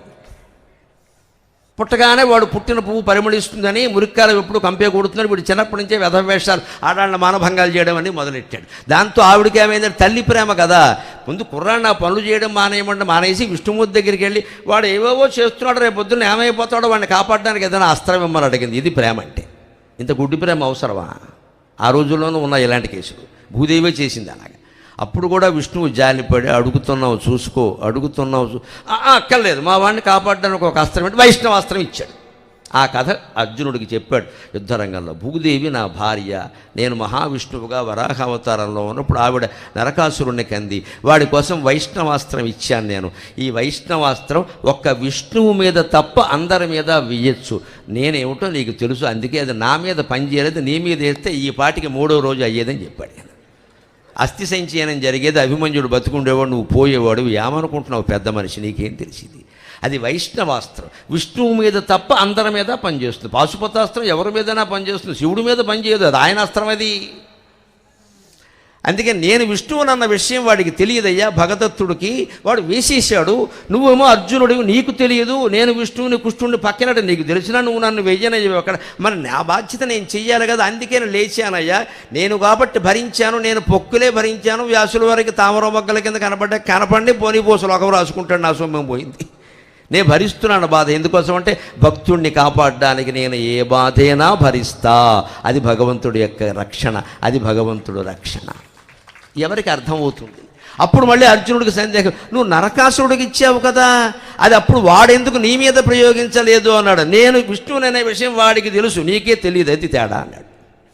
అది శివుడు అయితే ప్రయోగించేవాడు, వాడు విష్ణువు మీద ప్రయోగిస్తే కుదరదు. కృష్ణుడు విష్ణువు యొక్క అంశాన్ని తెలుసు వాడికి, అందుకని వాడు ప్రయోగించాలి. కానీ మరి ఆస్తి అలా దాచిపెట్టి సేఫ్ డిపాజిట్ లాకర్లో పెట్టి కోడల కాసుల పేర్లేగా దాచిపెట్టి వారసులకు ఇచ్చాడు. అది నరకాసురుడు వారసుడు భగదత్తుడు. అందుకని భగదత్తుడికి ఇచ్చాడయ్యా. అందుకని ఆ భగదత్తుడు వచ్చాడు యుద్ధానికి. వాడిని నువ్వెలా చంపగలుగుతావు? వాడిని చంపగలిగింది నువ్వే, కానీ వాడు వేసిన అస్త్రాలన్నీ నువ్వు తట్టుకోలేవు. అందుకని నా మాట విను, నేను భరించాను అంటే, కృష్ణ ఓం నమో భగవతే వాసుదేవాయ త్వం హినశ్చరణం కృష్ణ భక్తానాం అభయంకర, త్వం హినశ్చరణం కృష్ణ భక్తానాం అభయంకర. అప్పుడు అర్జునుడు ఒక మాట అంటాడు, దాన్ని తెలుసుకుని మనం సెలవు తీసుకుందాం. తవ ప్రసాదాద్విజయక క్రోధాత్ తవ పరాజయక, తవ ప్రసాదాద్విజయక క్రోధాత్ తవ పరాజయక, త్వం హినశ్చరణం కృష్ణ భక్తానాం అభయంకర, త్వం హినశ్చరణం కృష్ణ భక్తానాం అభయంకర. మేమెక్కడ జయిస్తామయ్యా మా అజ్ఞానం, నువ్వు అనుగ్రహిస్తే మేము జయిస్తాం, నీకు కోపం వచ్చిందంటే మేము ఓడిపోతాం, ఇంకేమైనా ఉందా? అందుకని త్వం హినశ్చరణం కృష్ణ. మనం కూడా సత్యనారాయణ స్వామి ఆలయంలో ప్రార్థించాల్సింది అదేనమ్మా, స్వామి మమ్మల్ని అనుగ్రహించు, నీ కోపం వస్తే మేము తట్టుకోలేము, ఇక్కడ మేమేవో మానవులం అపచారాలు చేస్తూనే ఉంటాం, మమ్మల్ని అనుగ్రహించు, నీ అనుగ్రహిస్తే విజయం కలుగుతుంది, నీవు కోపగిస్తే అపజయం వస్తుంది. అందుకని త్వంహిన శరణం కృష్ణ, మాకు నువ్వే శరణం, భక్తానాం అభయంకర, ఎప్పుడూ అభయాన్ని ఇస్తావు ఖచ్చితంగా అని ప్రార్థించాలి. ఆ రకంగా ఆయన కాపాడాడు. ఇక్కడ ఒక్క మాట చమత్కారం మాటోడు వ్యాసుల శ్లోకం చెప్పుకొని మనం 2 నిమిషాల్లో సెలవు తీసుకుంటారు. అది భగదత్తుడు చావాలగా శుభ పరిణామంతో సెలవు తీసుకుంటే బాగుంటుంది. భగదత్తుడు వైష్ణవాస్త్రం ప్రయోగించాడు. ఈయన వక్షస్థలం మీద అది మాలగా మారినట్టు, వైజయంతి మాలగా మారింది. ఆ రహస్యాన్ని అర్జునుడికి చెప్పాడు. అప్పుడు ఏమన్నాడు అర్జునుడితో, అయింది కదా, ఇప్పుడు నేను కూర్చుని షుగర్లెస్ టీ తాగుతాను, నీ ఫిగర్లెస్ పని నువ్వు చెయ్యి అని చెప్పాడు. వాడు భగదత్తుడు, ఏనుగు చాలా ముఖ్యం, దాన్ని చంపకుండా వాడు చావుడు. ఆ ఏనుగు కుంభస్థలం మీద మధ్యలో చీలిపోయేలా బాణం వెయ్యి, ఏం జరుగుతుందో చూడు అన్నాడు. అసలు కుష్ఠుడికి దెబ్బ తగిలింది నా వల్ల అనేటువంటి కోపంలో అర్జునుడు ఉన్నాడేమో. ఒక తీవ్రమైన బాణాన్ని భగదత్తుడు ఏనుగు మీద వేస్తే అది కుంభస్థలంలో దూరింది. మామూలుగా దూరలా, దాన్ని పిడితో సహా దూరిపోయింది. బాణానికి పిడి ఉంటుంది, కుచ్చులు ఉంటాయి, ఆ కుచ్చులతో సహా వెళ్ళిపోయింది. లోపలికి వెళ్ళి మళ్ళీ సెర్చ్ చేసుకోవాలి, స్కానింగ్ చేసి ఎక్కడుందో తెలియదు. దాంతో ఆ ఏనుగుకి పిచ్చెక్కిపోయింది. ఏనుగు లోపలికి వెళ్ళిపోయింది, బాణం ఇక్కడి నుంచి లోపలికి వెళ్ళిపోయేసరికి అది పిచ్చెక్కిపోయింది. దానికి ఇష్టం వచ్చినట్టు తిరుగుతుంది. భగదత్తుడు ఆ ఏనుగు మీద ఆధారపడ్డాడు. వాడు దాన్ని అంకుశంతో పొడుస్తూ ఇలా వెళ్ళు, అలా వెళ్ళు, రథం మీదకి వెళ్ళు అంటుంటే అది మాట వినడం లేదుట, అలా కూలిపోయిందట. అక్కడ వ్యాసుడు మన జీవితాలకు ఉపయోగపడే శ్లోకం రాస్తాడు. ఏమిటో తెలుసా? సకరీ భగదత్తేన ప్రేర్యమాణో ముహుర్ముహు నకరోతి వచస్తస్య దరిద్రస్యేవ యోషిత. మాటి మాటికి అంకుశం పెట్టి పొడుస్తున్నా సరే ఆ ఏనుగు భగదత్తుని మాట వినలేదు. ఎందుకంటే పేదవాడి మాట పెళ్ళాం పిల్లలు కూడా వినరు కదా అన్నాడు వ్యాసుడు. మన మాట చెల్లాలంటే 4 రూపాయలు సంపాదించడం చాలా ముఖ్యం. అక్కడ యుద్ధం చెబుతూ ఏనుగు భగదత్తుడు మాట ఏనుగు వినలేదని చెప్పడానికి వ్యాసుడు ఈ మాట చెప్పాడమ్మా. సామాజిక వ్యాఖ్య అక్కడ మొదలైంది, గరికపాటి నరసింహరావుతో మొదలవ్వలేదు. అది అవన్నీ చూడడం వల్లే నాకు అది వచ్చింది. సోషల్ కామెంటరీ అంటారు. ఈ గొడవ ఇప్పుడు ఎందుకండి? దరిద్రస్యేవయోషిత, పేదవాడి మాట పెళ్ళాం పిల్లలు కూడా వినరు కదా, చెప్పేవలే దమ్మిడి సంపాదన లేదు కానీ అంటారు. అలాగే ఆ భగదత్తుడి మాట ఏనుగు వినలేదన్నది. ఆ ఏనుగు వినడం దానికి ఇది ఎందుకు అయ్యా అంటే మనం బాగుపడ్డానికి. కాస్త మన మాట చెల్లాలి అంటే ఆడైనా మొగైనా మనం 4 రూపాయలు సంపాదించాలి, శ్రమ పడాలి, ఉంటే మాట వింటారు. అక్కడ ఏమీ సంపాదించకుండా ఇంట్లో కూర్చుంటే నేను ఇంటికి యజమాని అంటే అయితే కాపలా కాసుకో కుక్కలాగా అని చెప్తారు. మగాడు అన్నాక ఉద్యోగం చేయాలి, వ్యవసాయం చేయాలి, వ్యాపారం చేయాలి, ఏదో ఒకటి చేసి సంపాదించాలి. ఆడాడు సంపాదించకపోయినా అడగరు, మగాడు సంపాదించకపోతే అడగరా. అందుకని పేదవాడి మాట పెళ్ళాం పిల్లలు కూడా విన్నట్టే భగదత్తుడి మాట ఆ ఏనుగు వినలేదు. ఏనుగు చచ్చిపోయింది. ఏనుగు కోసం ఏడుస్తూ కూర్చున్న భగదత్తుడిని అర్జునుడు ఓ బాణం వేసి చంపేశాడు. శ్రీమద్ రమారమణ గోవిందో హరి.